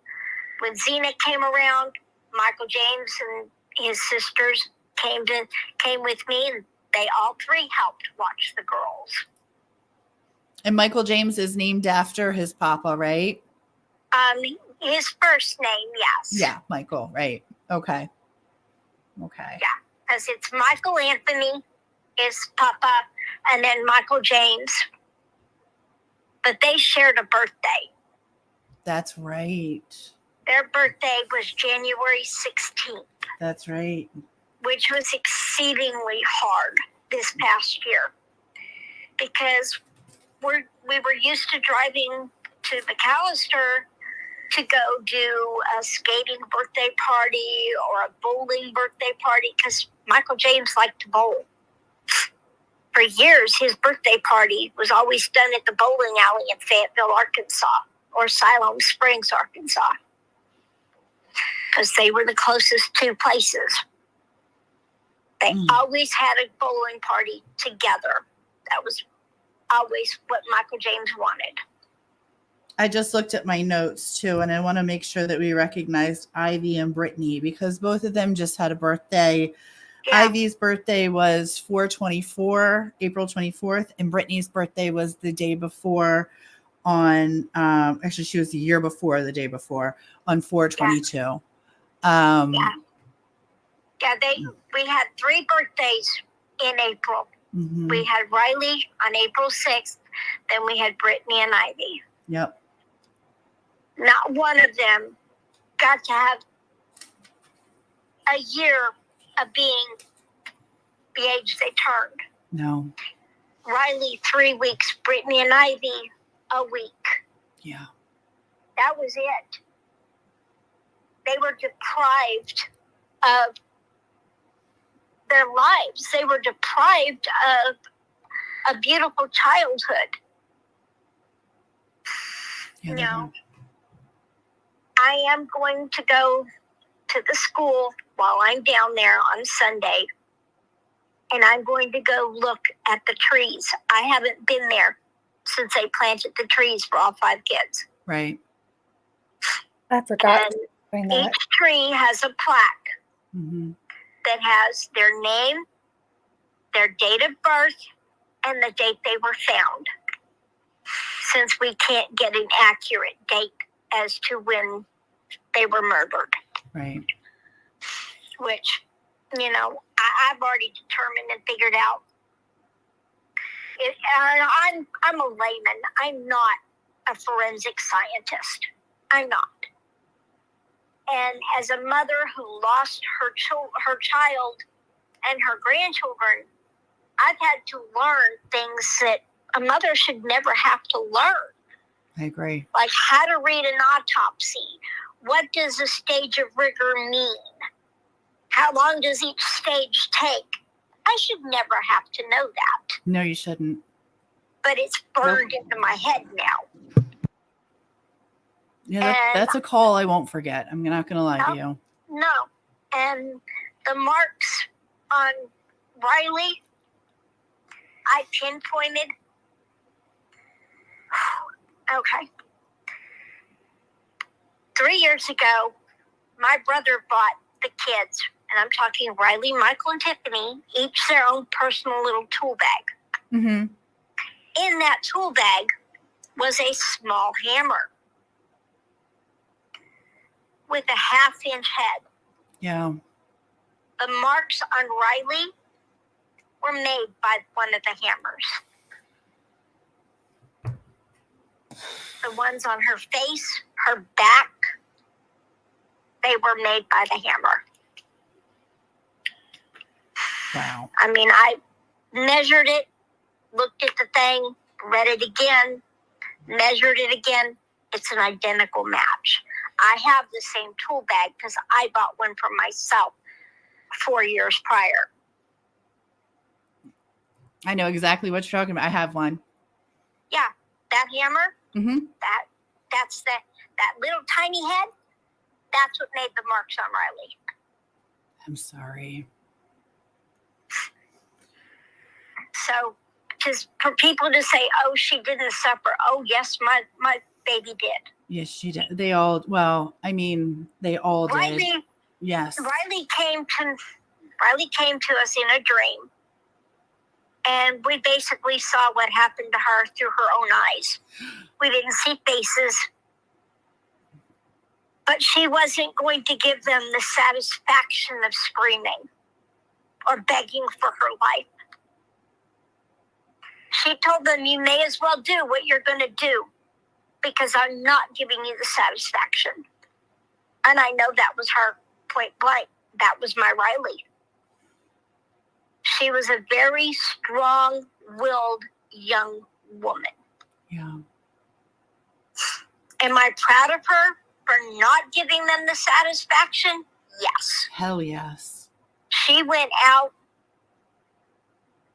on her own terms, you could say. Mm-hmm. Yes, she was murdered. Mm-hmm. But the only consolation I can say to that is he only took one shot with her. He didn't take multiple shots like he did Holly, Michael, and Tippy. And now the events are over. They've been found. The next day, after the police finally told me at 10 o'clock on May 1st, that night, that their bodies had been removed and taken to the Tulsa coroner's office, and that all of them were shot. And this is how he told me. Some of them to the side of the head, some of them to the back of the head, and some of them to the front of the head. Mm-hmm. That's what I was told. The next day, the coroner's office calls me to give me Riley and Michael's autopsy reports. He tells me Riley was shot in the head. That was her cause of death. Mm-hmm. Nothing else. Michael James, he says, cause undetermined. And I'm like, excuse me? I already was told that they were all shot. At that time, I did not know Michael had been shot twice in the head. Mm-hmm. Once in his face and then once in his head. How are 2 bullet holes undetermined? I don't know. Does that make any sense? It made no sense to me. No, it And the doesn't. next day, I get the phone call from the coroner's office about Holly and Tiffany. I was told point blank with Holly, multiple gunshot wounds to the head. Tiffany, I was told, multiple gunshot wounds to her head. And we have the trajectory on all of them. Yeah. I was told by the medical examiner with Holly that the first shot did not kill her. She was aspirating on her own blood because they found blood in her esophagus and in her lungs. That the second shot is what killed her. She didn't see it coming. It was pitch black outside. So I'm sure she didn't see it coming. And by what she was wearing, I know it was after dark because during the daytime it was warm. And after dark, you had to wear multiple layers of clothing because it was kind of cold. She had boots, pants, sweatshirt, white shirt, black shirt, and 2 rings. Yep, no, actually 4 rings. She had 2 rings on each hand. I asked them about the rings, and eventually I may get her jewelry back, but they found DNA under her rings that she does not match. Yep. The piece of shit. Yep. So, yeah, my statement from beginning that there had to have been more than one person involved is playing true. Mm-hmm. And, I wish people would have listened to me back then. We might have actually gotten some closure. Is the FBI involved in this case? Yes. Okay. Is OSBI still involved, or did they hand it over? That one I am not positive. Okay. I think they handed it over, but I know the lady that was in charge of the OSBI in Oklahoma is also an FBI agent. Okay. So she may still be in charge of the case or affiliated with the case. Right. But we're not getting any answers. I know the other 2 families have gotten updates and have gotten information, but law enforcement has not been forthcoming with me. Okay. They're afraid I'm going to put it out there for the world. And I'm like, I'm not putting anything out there for the world until I'm told I can release it. Yeah, you've never told us. I mean, the only thing what you have told Kate or any, us, has stayed behind closed doors. That's just been friends talking. That's it. And once that I'm given the all clear, mm-hmm. I will go out there and scream it from the top of the roof. And then we call Ashley Banfield back. Oh, I'm going to call her back and I'm going to tell her F off. Absolutely. Because she literally, we want to talk about your daughter and your grandchildren and the loss you felt. And then basically threw me under the bus. And Holly. Calling me a liar. Called I'm not a liar. I know. I will not lie. I'm not going to hold anybody above myself. I hold myself to the highest standard. I did make a mistake when I said when we found out, but I had also just been hit with the trauma that my daughter and my grandchildren were gone. Right. And did I make a mistake on that? Yes, I did. And I came out and apologized for making that mistake. Yeah. But I've never lied about what a wonderful person Holly was. I know you haven't. Or what a wonderful person each one of my grandchildren were. Because they were. They never once did those kids get in trouble with the law. Never once. Holly, she got a couple of speeding tickets. She got a lead foot. I got speeding tickets. I got a lead foot. I mean, we all have our little vices, and Holly I'm not ashamed to say it. Lead foot. And all respect, she had a Mustang at the time, so she was, It was Oklahoma, and the roads were free and wild, and she took advantage of it. I can't say I wouldn't do the same. She was on the turnpike. Yeah. Okay. Oh, there you go. And, she got a couple of speeding tickets. Oh, well, that happens. Mm-hmm. I got a speeding ticket in Watts, Oklahoma, and I wasn't even speeding.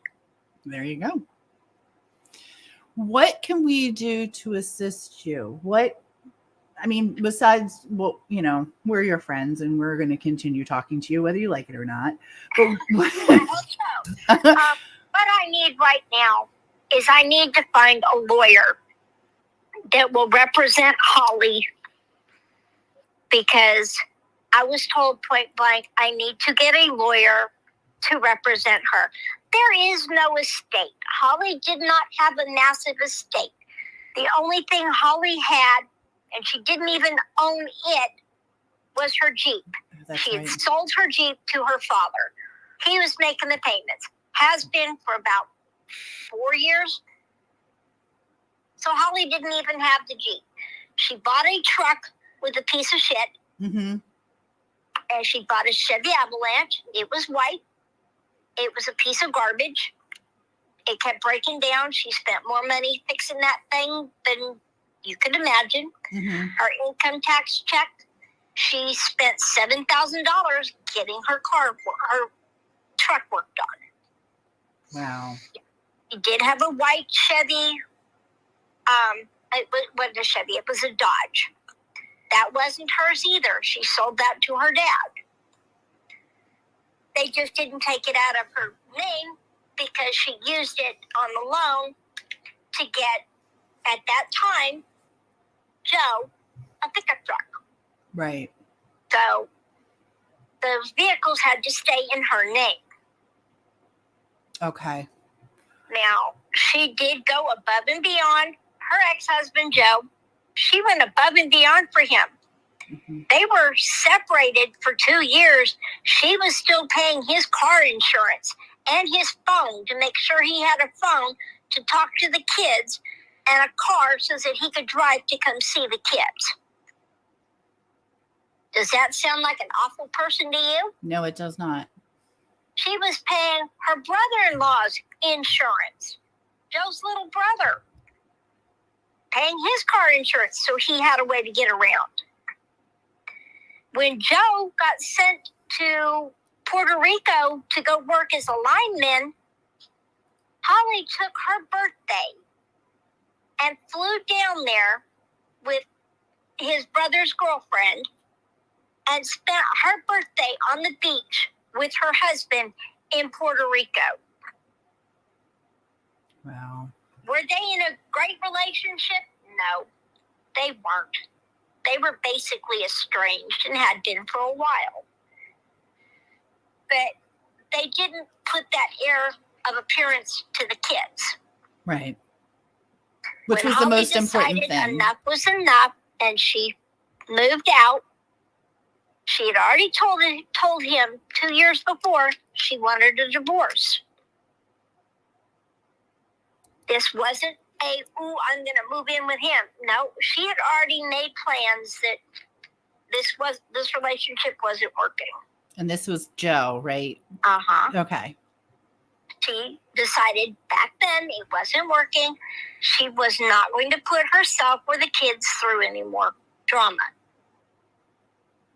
When her and Joe got together, Holly was a stay-at-home mom, took care of the kids, didn't work.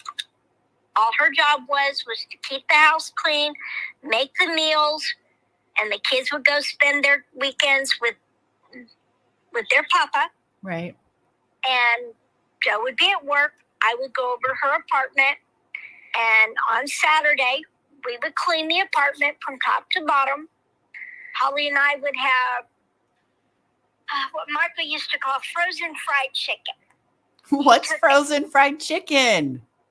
What it was you get either the chicken tenders or the chicken breast. It could be lightly frozen. You throw it in a pan with some water, your seasonings.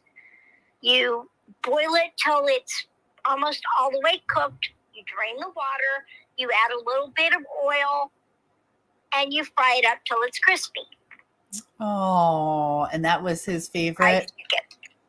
Michael James loved it, but my husband, Michael, that was what he would make for the kids all the time. So that was one protein that he could get all 3 kids to eat. That's sweet. But Holly would make frozen fried chicken, and we would have mashed potatoes and rolls. Oh. That was, she'd make it, I'd help her clean, and she'd feed me. That's sweet. And then when Tippy was a little bit older, Tippy would spend her weekends with me, where the other 2 would go with Papa. Okay. Tippy was my buddy. That was my little girl. She spent more time with me. I got to get her to eat things that I couldn't get the other 2 to eat, like tuna casserole and chicken salad. Tippy even liked avocado, and I couldn't stand it. I love avocado. Avocado. She's so sweet. God bless her. She was my sweetheart. I mean, I made a cheese ball every year, and my cheese ball, nothing fancy to it. It's cream cheese, bell pepper, a little bit of onion salt, a little bit of garlic salt, touch of pepper, white pepper, and a little pimento, and you mix it all together, and that's the cheese ball. God, that sounds good. Well, Lynn makes it now too. She calls me every few months. Hey, I need your recipe.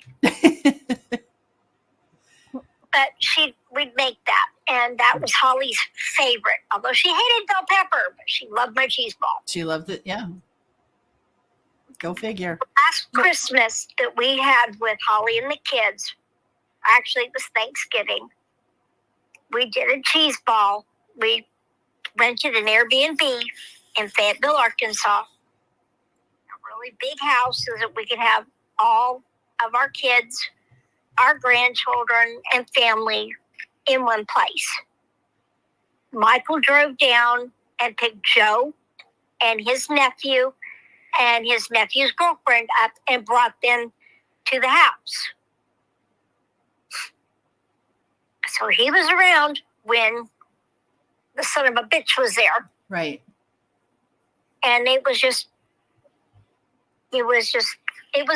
a nice party. I made my mom's homemade pumpkin pie. The kids ate pie. We had turkey, ham. It was just a really nice Thanksgiving. And then we did Christmas at Holly's house, which we always did Christmas at Holly's house. Okay. It was a good Christmas. We had a lot of friends, it was a good party. Yeah. A-Hole was there, his mother was there, and his mother's boyfriend was there. Was that the first time you met her? No. Oh, okay. She'd been to other events. Okay. She always went to all the events. Okay. Cross country, track meets, she was always there. Interesting. Okay. But I didn't understand it, but I thought, okay, well, she's just wanting to be a good grandma to the kids, even though she wasn't their grandmother. Right. Stepped in, okay, awesome, cool. But I didn't understand how his family doesn't do Christmas presents. Their idea for Christmas is they hand you a gift card. That's what you get for Christmas. Oh. That's not how we do Christmas. Christmas for us was always a huge thing. There's always a ton of presents, no matter what we could afford. There was always a ton of presents for all the kids, even if it was just homemade gifts. Sure. And I have a gift sitting in my living room that Michael James gave me that last Christmas that I cannot open. It's sitting in my living room and I can't take it out of its box. Oh. I collect Coca-Cola. All kinds of Coca-Cola merchandise. And he bought me a set that has 4 coasters, the 4 glasses, and nuts. And that's still sitting in the box because I can't take it out. Well, that's understandable, but also extremely, I hate that for you, but I also cherish it for you, because that's just something that you'll never be able to put words to, kind of deal. So, in it, like I hate that you have to have that, but I also love that you have that. Yeah. I've got Michael James's FFA jacket, which I did not know my baby had earned till we did the memorial at the senior center in Lincoln, and the representatives from the Henrietta school came, and they brought me Michael James's FFA jacket. They brought me all the notes that all the other students had put up on the kids' lockers. They brought me the kids' school pictures that they were fixing to get. They brought me those and gave them to me. They gave me the full package. Those packages are like $100 a piece. And the school provided those for me. That was kind. Was really kind. Yeah. I took the picture from the funeral. They give you this little card. It used to be a little booklet that they hand you that has information about the loved one. Yes. Well, this was a card, and it was a double-sided card. On the front side is Tiffy, and on the back side has a picture of Holly, Riley, Michael, and Tiffany all together. Oh. And it said "laid to rest with," because we put Holly, Riley, and Michael's ashes, a small portion, in the coffin with Tiffy, because she would never be alone and that they would always be together. We put a fence around her grave, and we put solar lights because Tiffy hated the dark. And we never wanted her to ever have to be alone in the dark. Her, all of their, sorry, I'm trying to get my words out. That's what you've done at the cemetery is beautiful for them. It's absolutely gorgeous. I just don't want anybody to ever forget Holly and the kids. We won't forget about Holly and the kids, or Brittany or Ivy. We told you that. We told you when we got involved the first time. We got involved with you for the first time that, and Kate, I'm speaking for Kate, but I know that she feels the same way, that we're here for the long haul. This is important to us, not as Decipher Podcast, but as Kate, Tia, and LFT, as your friends. Yeah. Y'all have been absolutely wonderful, and I appreciate you helping me keep their memories alive. But I need to find a platform and a way to help keep this from happening again. I'm not a big public speaker. I'm not. I'm terrified of standing up in front of people. But you would be so good at it. You would be I'm going to do what I have to do to prevent another mother from going through the heartache I'm going through now. This is not a life I would have wanted for me or anybody. I wouldn't wish this on my worst enemy. No, of course not. But I think, Jan, I think you have the capacity. You may not think that you're very good at public speaking or realizing even that you're doing it right now. But I think you have, unfortunately, a situation that has placed you in that position, where all of a sudden you are becoming an advocate. And I don't want you to ever doubt your story or what you have to say, because I think it's so important, and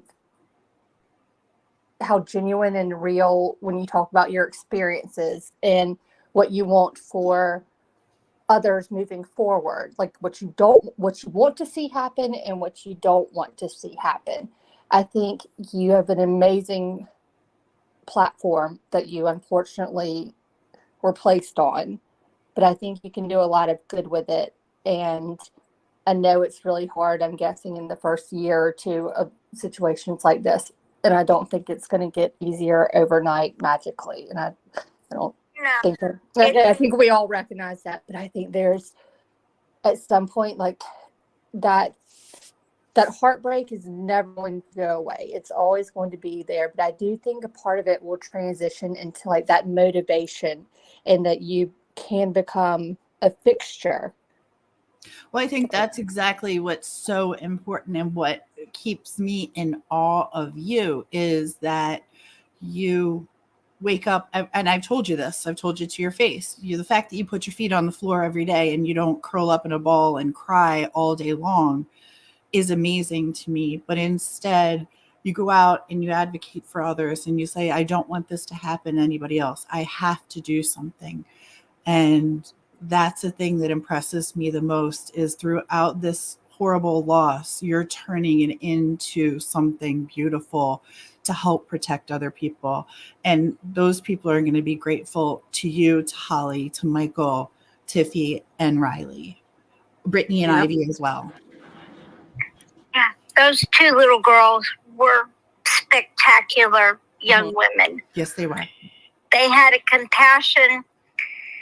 They had to have had compassion and love, or Tiffy would not have wanted them in her life. That's right. I know my Tiffy. You know, if she liked you, she was all for being there for you. You know, that's who she was. You know what else Jan would be great at doing too? It's even, I don't know, like if you take it to the basic level, even if it's like going, you know, to like middle school or whatnot, or high schools, to be able to talk to people about just the importance of like understanding what the position that your grandchildren or that other children have been placed in, you know, not knowing exactly where to turn or how to deal with it, like become an advocate for that. God, you could just, I don't know. Sorry, I'm thinking out loud because. No, that's actually something I've thought about doing. There you go. Because, you know, I don't want somebody to go through what I'm feeling, but if I can reach even one person, a child, and say, hey, you know, you may not know what's going on around you. This man may not be who he says he is. If you see anything that gives you a red flag, make a phone call. Yes. There are people out there that will help. Exactly. It's like stranger danger. Too late by the time we realized what was going on to get anything positive done. You know, I'm be honest with you. Michael and I had already planned, and this is my husband. We had already planned as soon as the kids got out of school, we were going to take them, and we weren't coming back with them because we knew what he was. Not all of it, apparently, but we knew what he was, and we did not want him around the kids. When you found out, it must have been devastating. I can't even imagine. Oh, it was hard because we were going to leave in 1 week. They were killed 1 week before school got out for the summer. Yeah. Well, Jan, I'm going to let you go. I want you to get some rest. We're going to go over. Don't tune in for a little while, okay? Okay. I'm going to have Kate and LFT and I are going to go over some details. And as much as I love you, I don't want you here. That's fine. I understand. You already know the story. You don't need to hear about it again. Exactly. But please, you know, let us know send me pictures of the trees so that we can share those out and we can have our friends share them out. I think that's really important. Anything that you want shared out publicly, of course, you have Kate, you have us. Titanium Belt is in here. We have a couple other creators as well that would be happy. Mallory from Malicious Intent, Criminality. Like, we've got some good friends who are happy to share information. So, you have many platforms here. Well, if you any of your listeners that are lawyers, I could use a good one right now. Okay. Well, we'll put the plea out and hope to God that if somebody wants to message us, we will get the message to you for sure. Okay, thank you. Of course. Thank you so much. I love y'all for what you're doing. Thank you from the bottom of my heart, from the bottom of my family's heart. I'm sitting here staring at a picture of me and Holly when she was a baby. Mm-hmm. We love you. We love you, Jan. Of my mother, myself, Glenn, and Holly when they were little. Oh. Well, please let us know what you need besides the lawyer. And you can call Kate, us anytime. We're here. And like I said, keep us posted on things and privately, of course, keep us posted because we don't share that stuff. I appreciate that with all my heart. I know. We love you. I love y'all. All right. Love you. Love you guys. Bye, love. I'll talk to you later.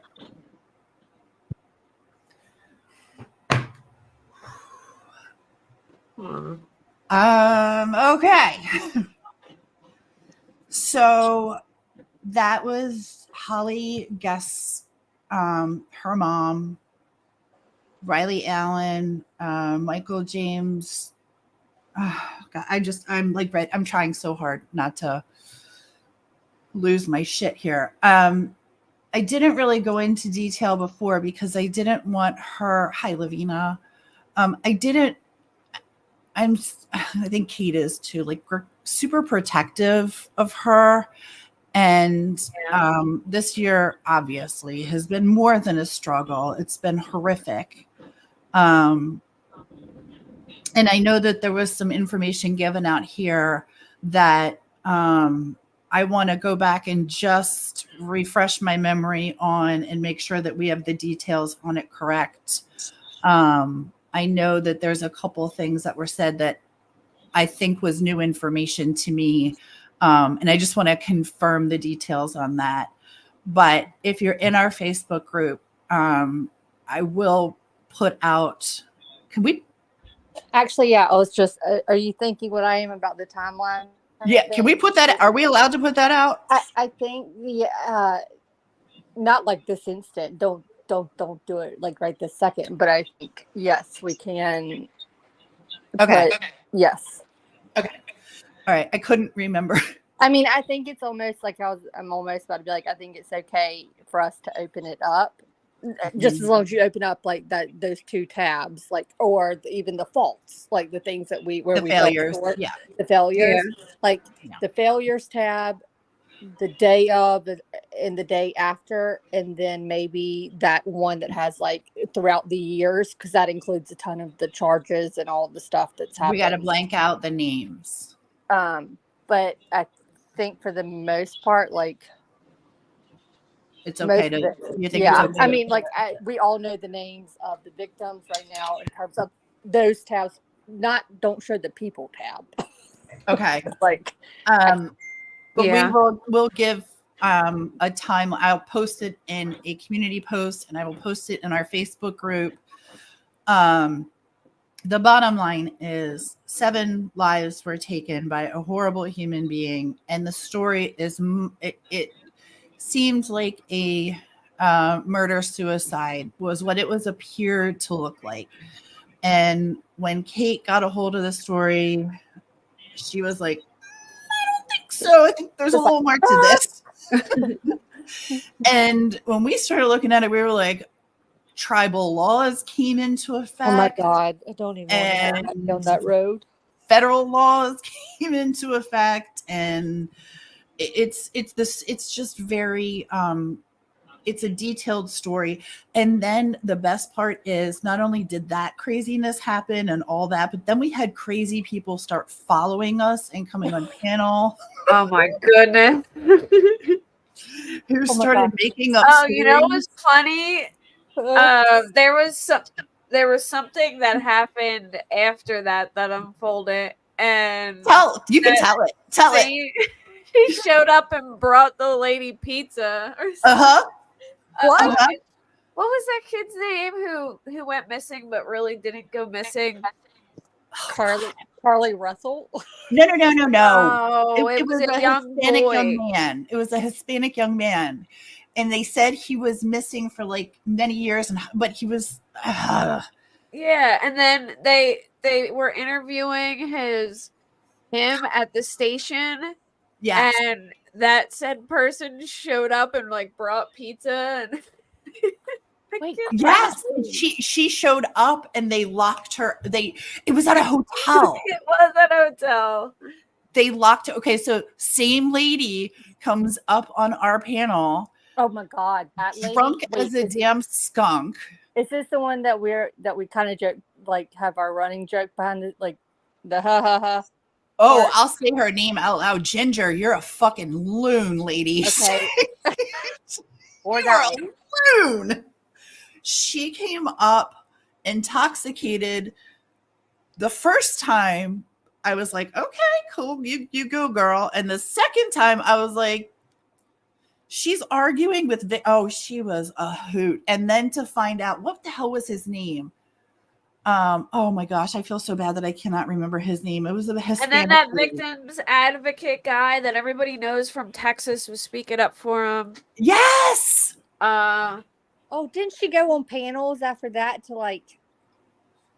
Oh, she told. Yeah, she told people how terrible we were, how horrible Kate was, and how oh my God. Yes, titanium built. Yes, you know who I'm talking about. Yeah, his mom had him, and he was like, I can't remember his name, but they had him at a hotel, and they were like, he had a blanket around him so nobody could see him, and the victim's advocate brought him in his Jeep, and everyone was like crowding the Jeep, and they questioned him in this hotel room. Mm-hmm. And she showed up with pizza. It was the strangest thing. Rudy Farias. Yes, thank you. Yes. What the so that lady, Ginger, no way. That lady who was drunk on our panel several times arguing and belligerent shows up and I'm just saying, weird, I don't know. Sounds like someone else. I'm not going to say anything, but she shows up in another case. Are you freaking kidding me? She's like the worst DEA agent ever. I thought she was like a local for the longest time, and then she's like, "No, I don't even live there." And I was she was in a different state altogether.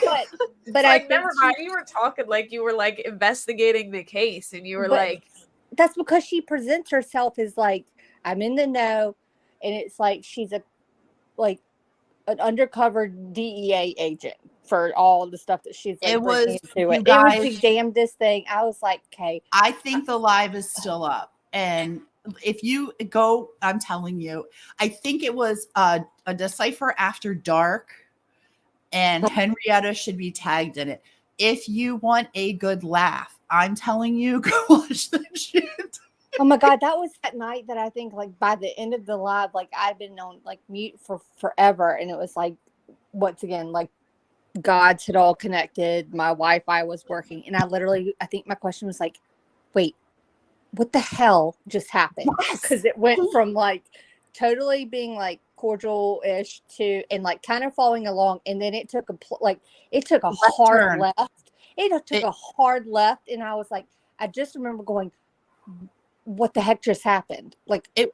And I remember trying so hard to hold it together. Like, what is happening right now? What is like, okay, trying to be polite. And then I just lost. I was like, there is no polite left in me. It's like 3 a.m. You got to go. Boom. And then the next that's day. what it's like. I know that's like when Tia's patience is like a gift card. Like, you don't know how much is left on it, but if you want to run it and give it a try, go for it. But I wouldn't. But all right. She got up on panel with a victim and started oh my God.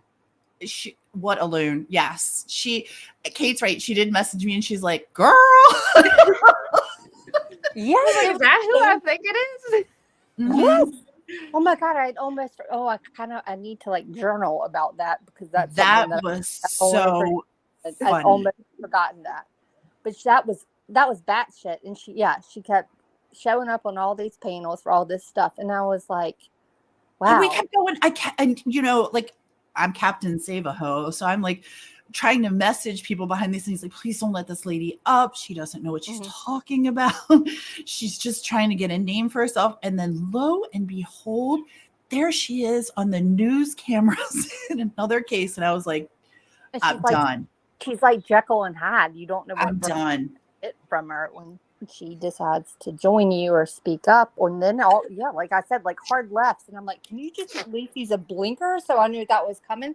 Like, oh my God, I get whiplash. I have her blocked on everything because she would message these absurd long messages and call in the middle of the night. I'm telling you, like, woo.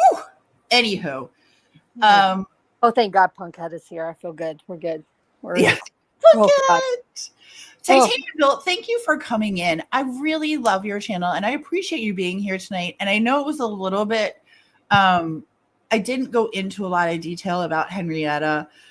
I really wanted to give Jan just an opportunity to say whatever the hell she wanted to say, however long she wanted to say it.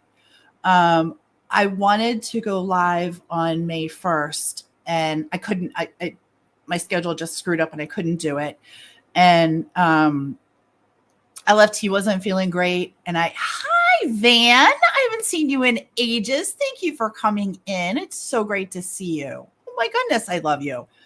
But this story is so important. And I think what I'm going to do is there's a lot of things I need to refresh my memory on. We are still working Rachel Morin, and we always will again.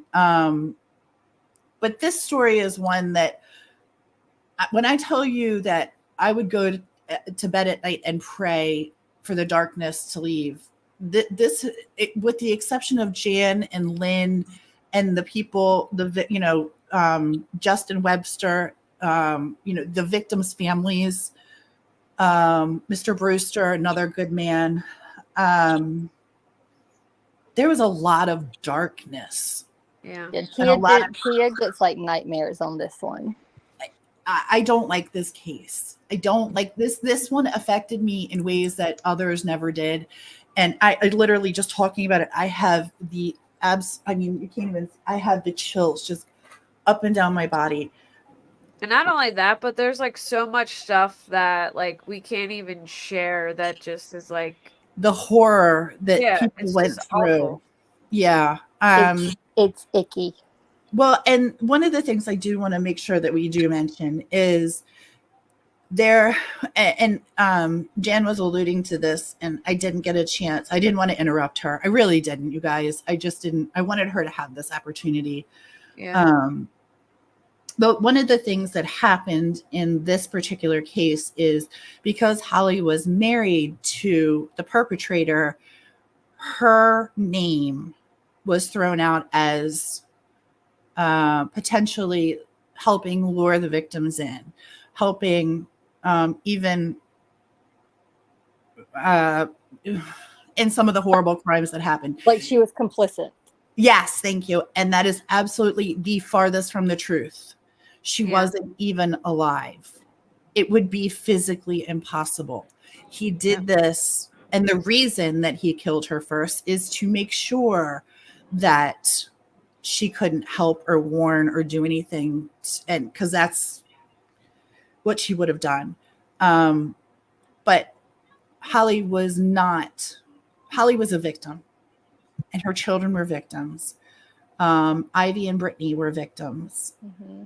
Holly was not part of the people that did this. She was not complicit, like LFT said, in anything at all. And we do know that there is at least one, well, I don't want to even say potentially, but I know there's at least one other person. I think there potentially could be two, a pending arrest. Mm-hmm. I don't know that for a fact. It's my speculation. I know for a fact there is one. But when it comes to like, that's another point where Jan, I think, would be a great advocate. Especially, like, I know it's still so raw for her, but I still think she would be a great speaking publicly, just because I think sometimes when she speaks, she forgets that she's speaking publicly, like in the best way, like she can do it. Yeah. But I think even in terms of Holly, like, because like, we all can take a step back and understand maybe how the optics would look to an outsider kind of deal. Mm-hmm. Not at all. I'm not putting blame on Holly or anything like that, but I'm just saying I can understand, like, why some people are like, oh, like, what about, how could someone not know or whatnot? But that's where I think Jan could stick up and be such an advocate too for the voice for someone in Holly's position, where we don't know how much, like, what she was necessarily going through, but and we didn't say this, and I feel, and the link to the ginger stream. Oh my God, Wheel put it up. Thank you, Wheel. The ginger stream. Thanks, buddy. Holly was in contact with Jesse McFadden's cellmate initially. That's who she would write to. Then she got in touch with Jesse, and they started corresponding back and forth while he was still in jail. You've been watching. She was catfished in like a terrible way. She was. And she did know some things about his past, but not everything. She took a lot of things on face value. Also, the system failed in a number of different ways. And like I said, I will put out our timeline. I was proud of us for this one because, like I said, OSBI did use our timeline. Start at 2:16. Look at this Wheel. Wheel's got it out there already. He's already watching it.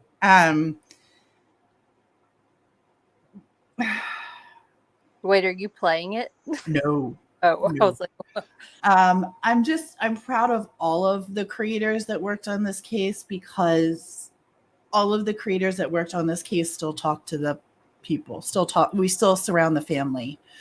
And that's something I don't know. I shouldn't speak for others because I don't know, but those of us that do actually have contact with families, it doesn't stop when the case is ended. It just doesn't. It doesn't evaporate even when the case loses coverage. Like, even though it may not be like, the hot topic or hot news at the moment. Stick around. We like those stories. Those are our favorites. I appreciate, like, I have a genuine appreciation for people that continue to do things behind the scenes that even the public doesn't know about, but make a point, like around the 1 year mark or whatnot, to even do something small like this. Like what we did tonight was not even enough. No, that's where you have to. It just for a minute, it kind of put some faith back into the true crime community for me. Thank you for saying that, because it is a hot freaking mess right now. And I'm not going to lie, I physically had to take a break. I know stay away from cases that get out of hand. Like once things start getting out of control, I just stay far, far from it. Like I so won't do even we. like I don't even want to touch the Sebastian Rogers case. Summer Wells. I never covered Summer Wells. I don't maybe I think I might have did one live where I briefly talked about it, but it's just because I don't want to take part in it once it gets like that, you know what I mean? It's just I do. When it becomes personal for the wrong reasons in terms of like YouTube relationships or whatnot, like that's where I'm not interested. That's where you, again, I applaud anyone, even if you find yourself in that position, that's willing to be like, nope, I don't like this, and I'm taking a step back.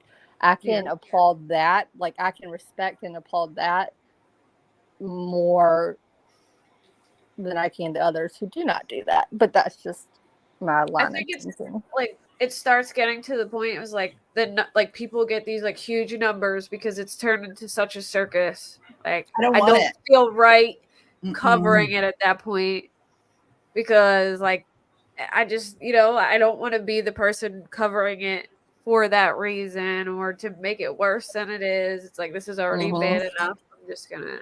Well, and there's so much disinformation. We're going at, I mean, the family, like for us, the victims aren't necessarily the victims of the crime. The victims are the ones that are left over, the family members. They're the ones that are still living through it day by day. And those are the people that I want to protect. Those are the people I want to be friends with. Those are the people I want to help behind the scenes. And to hear how we're treating these good, whatever side you're on, the fact that you're picking sides it blows my mind. I've never seen, I thought Summer Wells, that was the cesspool of humanity. When I really did, when people were covering that. And then I saw Kylie Rodney and I was like, nope, this feels dirty. Can't do this one. And now poor Sebastian, to use this child the way, I hope to God that he comes home, and whatever he comes home to, I pray to God that I don't know. Can we put him up for adoption? No, like I don't even want him to go home. I want him to be okay. I want him to go home to whatever home that might be, as long as it's safe. My biggest wish for everyone is that the immediate family members involved and Sebastian himself have the strength and the grace to, once hopefully there's a fortunate outcome to this. God, I hope they all have the grace and the power to move on in a productive way. I do. That's the least that we can ask. Like, I don't know if there's any way of getting around it at this point. There's always going to be residual issues and things, and that's where I'm just like, I hope that. Of course I want him to come home, and of course I want him safe. I shouldn't say it. I just, I have so much fear for this child because of the damage that's been done on the stupid internet when we don't know a damn thing. Oh my gosh, I have to tell y'all something. Shut the front door. This is totally off topic, but sorry, I just thought like Kylie mentioned in that pinned comment. Get the hell out of town. So, the Upchurcher. Like, first of all, he's back at it again. First of all, I'm like, okay, where do I buy stock in green screens? Because apparently that's powerful as F, and Google is all a myth and whatever. I don't even know what you're talking about. I don't watch any of that bullshit. But did y'all know? I didn't know this until today. And I literally was like, get the fart out of town, because I was listening to this thing about Shirley Temple. And that there was a period from like when she was like little to where she, once again, transitioning into that young adult actor. Like, she's no longer that little kid, that half the people in the world like thought she was fake, that she was, she did not truly. And I literally was like, get the fart off my phone. Like, I just remember going, why have I heard this recently? And then I was like, oh, I know why. And then I was just like, you have to be kidding me. But I had a moment today. I was in the car, and I wish y'all could have seen my face. I literally was like, shut the front door. Titanium Build says, I came in on Kylie Rodney, and it was so bad. It was so bad compared to then. I know. I thought we started covering Kylie Rodney, and we stopped when the mom said, please stop. Yeah, same. Yeah, that was I the did. last. Like, okay, she doesn't want any coverage. Short. The hell up. We did that video, that one little like short video where it's just like all the questions, like. Oh, we did a timeline. Good. I mean, we followed the case, but as soon as the family members come out and say, please leave us alone, it's like, yep. Yeah, like away. How can you keep doing it after that? You know what I mean? I don't know. I was the same way. I can admit though that I am totally like fixated on this Karen Reed cesspool. Oh right Seriously, you know what? It's not a child or a missing kid, so I don't feel as bad. That's me. Like, as long as there's no child or missing kid, I'm good. Oh my gosh. Kate, I'm so glad you said that, because it's one that I've always been interested in, and I think I have, like, I'll talk to it with Tia, and Tia's like, oh my gosh. I mean, like, we've watched Vinny, and we've watched like pieces of it on Zoom together. But I'm literally like, it's kind of like the Murdoch thing. Like, I've been following this. I am following the crap out of it. Last year. Yes. And it's not because of the Turtle Boy and all that crap. Like, no, I can't stand Turtle Boy, and I can't stand the guy on the other side too, Grant. I think they're both straight whack jobs. No offense, guys, if you like either one of them, but I think they're both total nut jobs. But the whole thing is insanity. Yeah. You know what I wanted to ask you, Kate? Hold on. Do you know what I wanted to ask you? Oh, this is good, because we were talking about you the other day. I bet she doesn't know.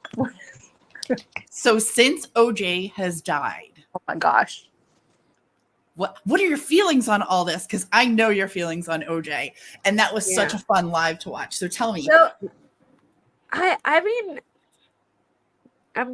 I think he did it. So, you know, I don't know, but I've been kind of down this little like rabbit hole that everyone's trying to say that his son was involved. Have you guys ever heard that theory? That theory's pretty like that. Mm-hmm. That was what got me for a while. Got me going. I went for a hard pause, but then long pause. Dork. Yeah, I went for a long pause on that one, because I was like, well, damn. Because I tried to think too, like, all right, if I'm doing this in the minds of, like, if I have to think like an investigator and not be tunnel vision, like, hey, let me hear all aspects of it. Yeah. So I do remember the sun. Something about the sun was one a couple of years ago that I was like, well, hell. Oh, there's a lot of stuff about the sun. But I cannot tell you how many things I've listened to recently. I'm telling Tia all this shit recently. Like, I'm like, oh my God, I'm listening to this, and this. Like, all this OJ stuff is in my watch later, and all these. Like, I still think he did it. I do too. I think if his son did it, he did it with him. Mm-hmm. But you know what? Now I'm more into the mob part, that Charlie or whoever guy, or the one that Charlie doesn't exist. He's a figment of his imagination. No, apparently. Okay, well, according to a podcast thing, and I'll look in my history and give you the link to the one I read. Stop talking. No, Did you say stop talking? Did you just say according to a podcast? According to yeah. So what I'm going to finish that sentence, because I'm going to own it. Girl. Shut up. No, apparently the Charlie guy does exist, and the connections are real.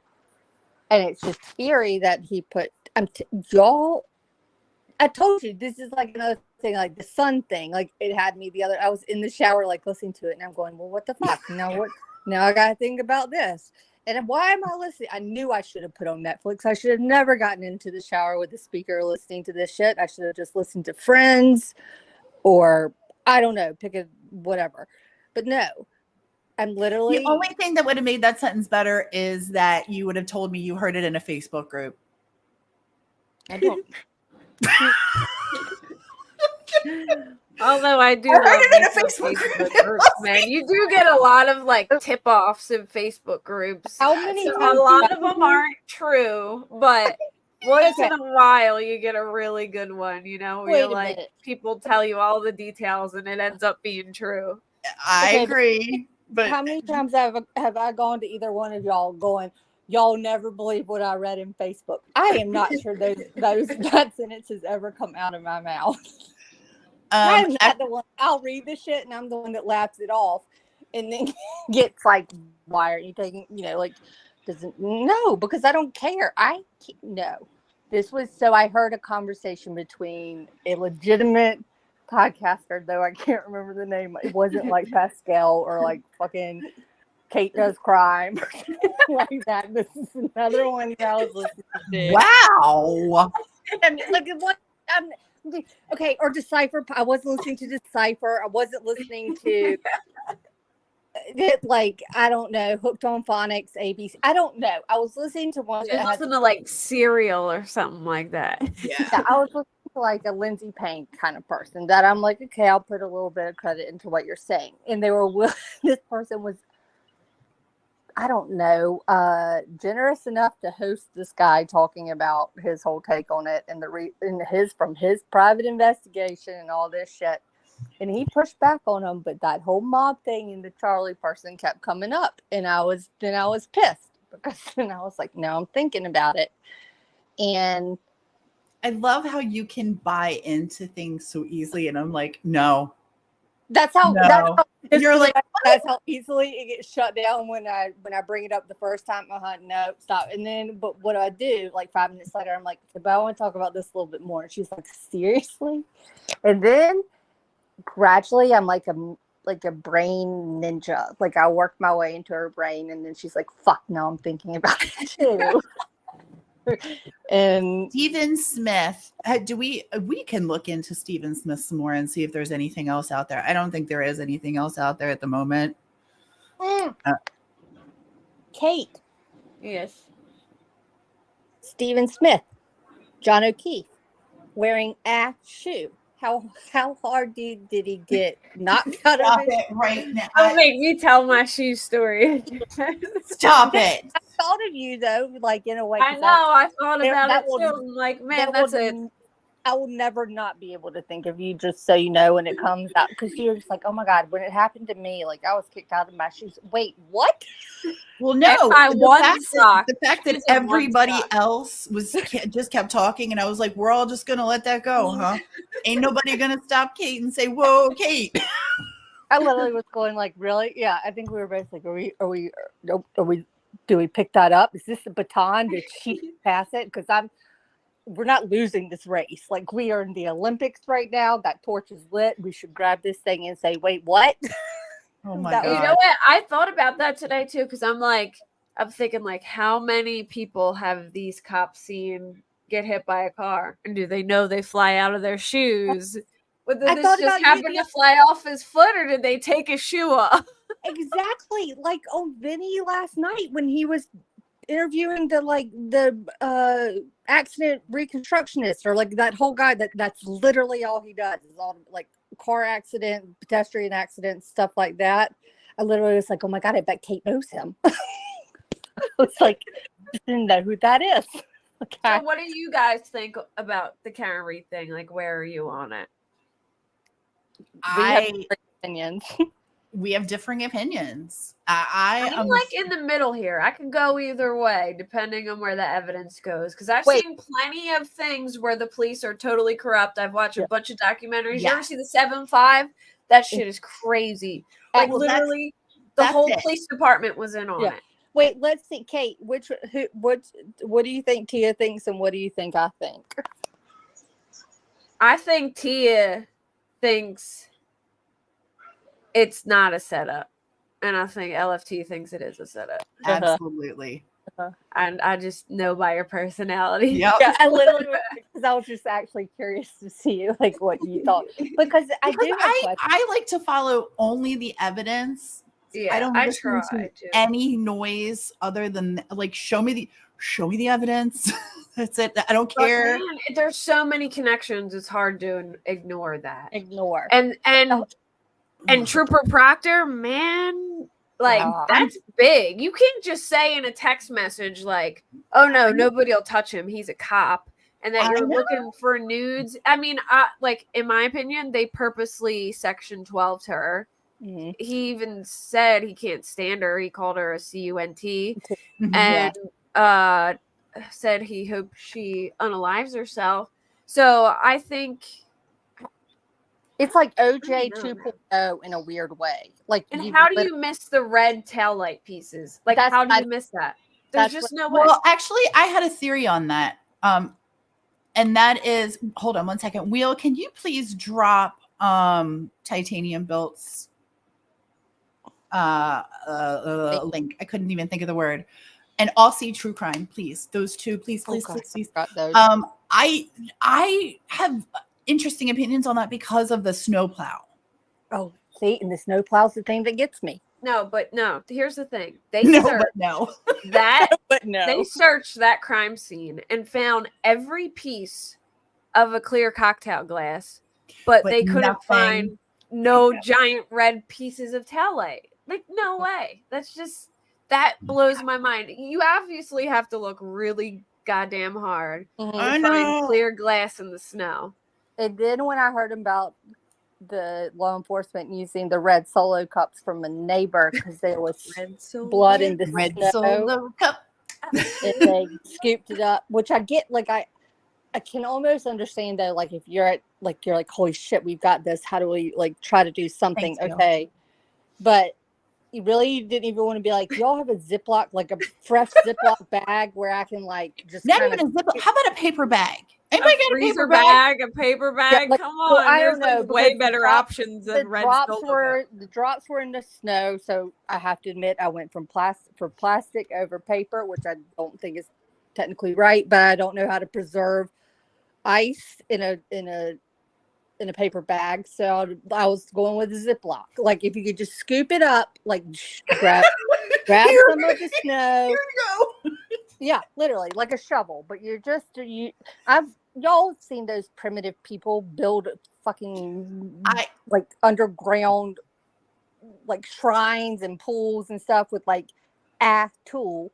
Like use your Ziploc and do it, because by the time all the snow melts, I don't even know if they put it in a damn cooler after they got it. But between that and just the tail light thing gets me. But there are things that And also the fact that he didn't come outside.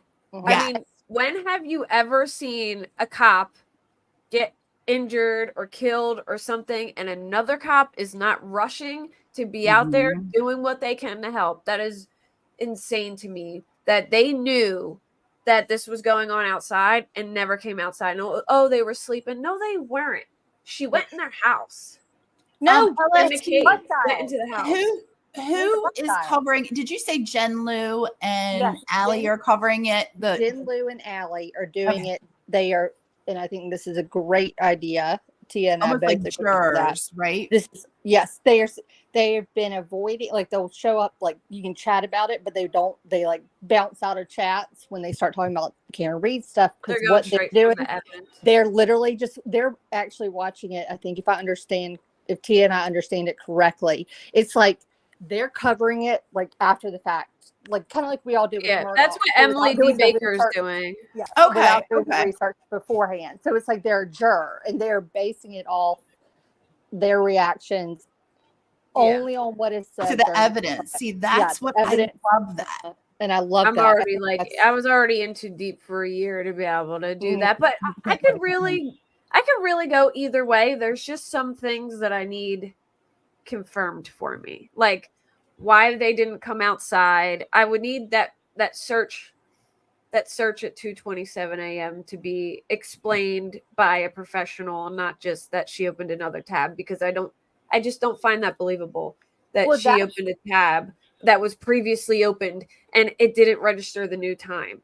That's like saying I opened a text message from 11 p.m. and text you at 1 o'clock, and when I text you at 1 o'clock it didn't register, but it registered at 11. You know what I'm saying? Like, and that doesn't make. My phone has done that with text recently, because I'm running out of storage. So it's like if Tia sends me something like that, by the time her next message comes in, that download apparently that was sent like comes in at the same time. But I'm really interested to see, Kate, though, because you know, sometimes how they say, at least legal analysts or courtroom analysts or whatever, say that sometimes when you get, it's going to get too convoluted between the state experts and the defense experts, you know, because they're going to go in and just try to out one another. Like, I'm right, you're wrong. I'm right, you're wrong. Are going to be the two sides. This is how we interpret it. And I'm really curious to see if by that point, though, because everyone says like sometimes when it gets into that nitty gritty, that you lose the focus of the jury. Like they're just like. It depends on the questioning of the lawyer, and in my opinion, Lally's just awful. Like, if any, you know, like every question is, well, what if any? And his questions are so all over the place. Like he asks the weirdest stuff, but I feel like Yannetti and Jackson are very like to the point, make the point across. So I feel like it's going to depend on how the experts are questioned and how it's laid out too, is like what. Do you think that the defense has put itself in a hard position though by being so gun-ho about it, about offering, I guess they're offering a whole nother scenario. They are steadfast. I think they should have.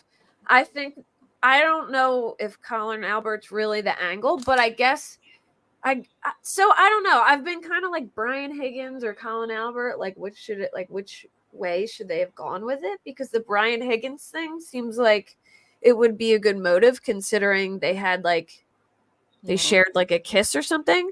But the whole neighbor thing is pretty crazy to me. That Colin is their neighbor and that they didn't like each other and that they called him Nebbercracker because Nebbercracker's the grumpy old guy from Monster House, I think the movie is, you know what I'm talking about? Yep. They called him Nebbercracker and they didn't like him. So here's what's crazy to me. If they didn't like him and they referred to him as Nebbercracker, then why did Julie Albert invite him to the waterfall bar that night? Like if they were drinking on his porch on purpose, apparently, to try and like piss him off the one night. And then they apparently didn't like him, but yet they invited him to the bar.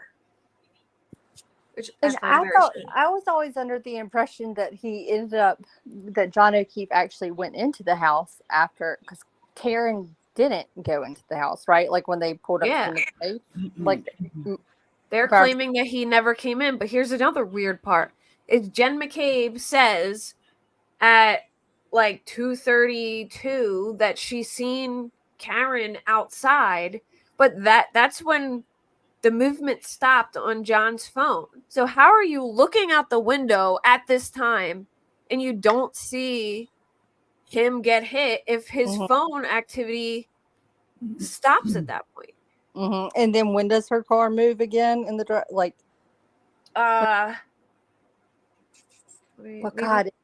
Like 27 maybe. So I think I think that's when Ryan Nagel comes up. So probably like 30 something. So it was like 23 when the 22 to 23 when Jen McCabe's looking out the window and when John's phone movement stops. And then Ryan Nagel pulls up at 27, I believe. So then it would have to been a couple minutes after that. So she's probably there for like a good 10 minutes. Okay. See, I go back and forth though. I think like I said it the other night, and I know it sounds so bad the way it comes across, but it's almost like when you're waiting, I don't know, I kind of compare it to like Carolina playing Duke. Like, you want to talk about a good case to take to trial. This one is like the playoffs to me. Yeah. It is. This is a great. I mean, I love a good defensive trial. So I'm hyped. Like, I love a good defensive trial. I don't know why. I just love watching good defense attorneys in action. Even not if it's somebody that I really don't like, but this is like one of those situations where like I don't really know what happened, so I don't like hate Karen Reed or like her. So I'm fine with either way how it goes, you know what I mean? But like that's why I like if it was like Letitia Stalk, I wouldn't want to watch the defense attorney kick butt in that one. But I do love a good defense attorney when in situations like this. But Dick Harpootlian.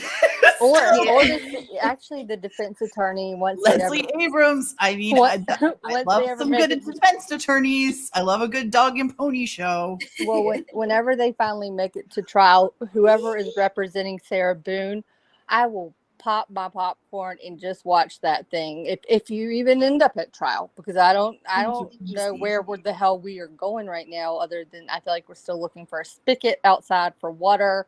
And, oh my God. But I would like talk about just like, God, that's so horrible for me to say, but I don't buy much of what she's saying already, and maybe I'm prejudiced, but I'll own it.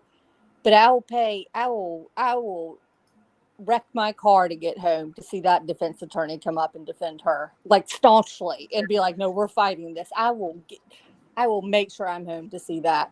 I don't even know. I actually enjoyed Ira Seaton's like how like the whole Barry Morphy thing. She did like an excellent job just in the pre-motion hearing. You think he'll be? I don't know now. I don't know. What do you? I'm surprised he hasn't been already. Like, I'm kind of confused about what's going on here because. Yeah, I think the state is just making sure they literally have every I dotted and T crossed before they even remotely. As long as they don't have what's her face, they'll be fine, I think. But Linda Stanley. Oh God, I don't even know what. I was about to be like, you got to narrow that. Like, down. Yeah, we know exactly. Like, we know exactly where Suzanne Morphy's body is. It's just in a really hard to get to spot, and we can't because of the snow. It's like she was literally in like a very easily accessible area. Like, she just made that up. And by the way, they found John O'Keefe under like how many inches of snow? Yeah. Oh God, I don't know. That's horrible. That was classless of me. I shouldn't have said that. But I don't know. That kind of threw me for a loop, and I'm like, well, can't wait to see how this plays out. Barry butthole. And I'm looking forward to get to that one. I'm looking forward to. I hate to say, but he walked out with such confidence, and I'm like, yank your chain right back in here, buddy. Yeah, I'm surprised they haven't arrested him yet, because I felt like this was like. I think the reason they haven't is the same reason they dropped the charges and let him out with this. I think actually. Does it look the best on them? No, but was that the I don't think they were ever. Yep, that was the they weren't ever ready. Yep, that was the smartest move. Like, does it look good? Maybe not necessarily, but I hope in the end, yeah, they did the right thing. Yeah. In my opinion, allegedly. What else were we talking about? I don't know. Kate, how are your lizards and your? Oh my God, Kate! I almost had a bird. You almost had a bird? Yeah, I almost had a pet bird from the wild. Really? Yeah. Did you find a baby one? Yeah, but he flew away. Oh. My bird is a wildlife. The perils of wildlife. Yeah. I have to put her away before I go live because she'll just keep flying on my keyboard and grabbing my mouse and chirping in the background, and she's like. And then if I don't put her to bed and I stick her in the other room, she'll just flock call me until I go get her because. Wait, do you have the same kind? Wait, doesn't Queen have a bird? Hold on, do you all have the same kind of bird? Yeah, she has a cockatiel. Yeah. Okay. Kiwi. I don't know why I know that, but yeah, I think Kiwi is a conure, but she does have a cockatiel too. I think. Also, if I read correctly, and I want to say, a little special something to Queen. I believe she had a second puppy. Yeah, she lost her dog today. Yeah, she had to put one down a week ago, or so we're really sorry. She had to put one down like 2 weeks ago, I think, and then her little chihuahua got sick the other night and was like doing really bad, and they found out that her uterus ruptured and was like leaking fluid into her body. So they did emergency surgery, and she seemed to be kind of like up and up, and then just out of nowhere she passed. They think it was like a blood clot or something. So. Well, we're really sorry, Queen, and we send you our love and prayers. I mean, I can't my heart just breaks. I mean, I have a Chihuahua, so I'm sorry that she lost. And one is hard enough, but two in that period of time is too much for my heart to handle. So we're just sending her love on that. That's not cool. But I hope she's okay. So if you talk to her, I don't speak to her behind the scenes, but if you ever talk to her, let her know that we're thinking of her and sending her warm thoughts, because that's not cool. I'll tell her. Bless her. But anyway, I'm gonna shut her down. Thank you for those who joined us tonight. Thank you very much, Kate, for being here. And I think we should do another recap of Henrietta. Just the facts, maybe. Yeah, we kind of got sidetracked. We did get sidetracked, but I think maybe doing one with just the facts in the next, few days or so, whenever it's convenient. Go back and just do a timeline of events, and we'll put our timeline out so people can see it. But thank you, Wheel, for your donation. I saw it. I didn't get to acknowledge it, but thank you very much. And Mallory, thank you so much for the gifted memberships.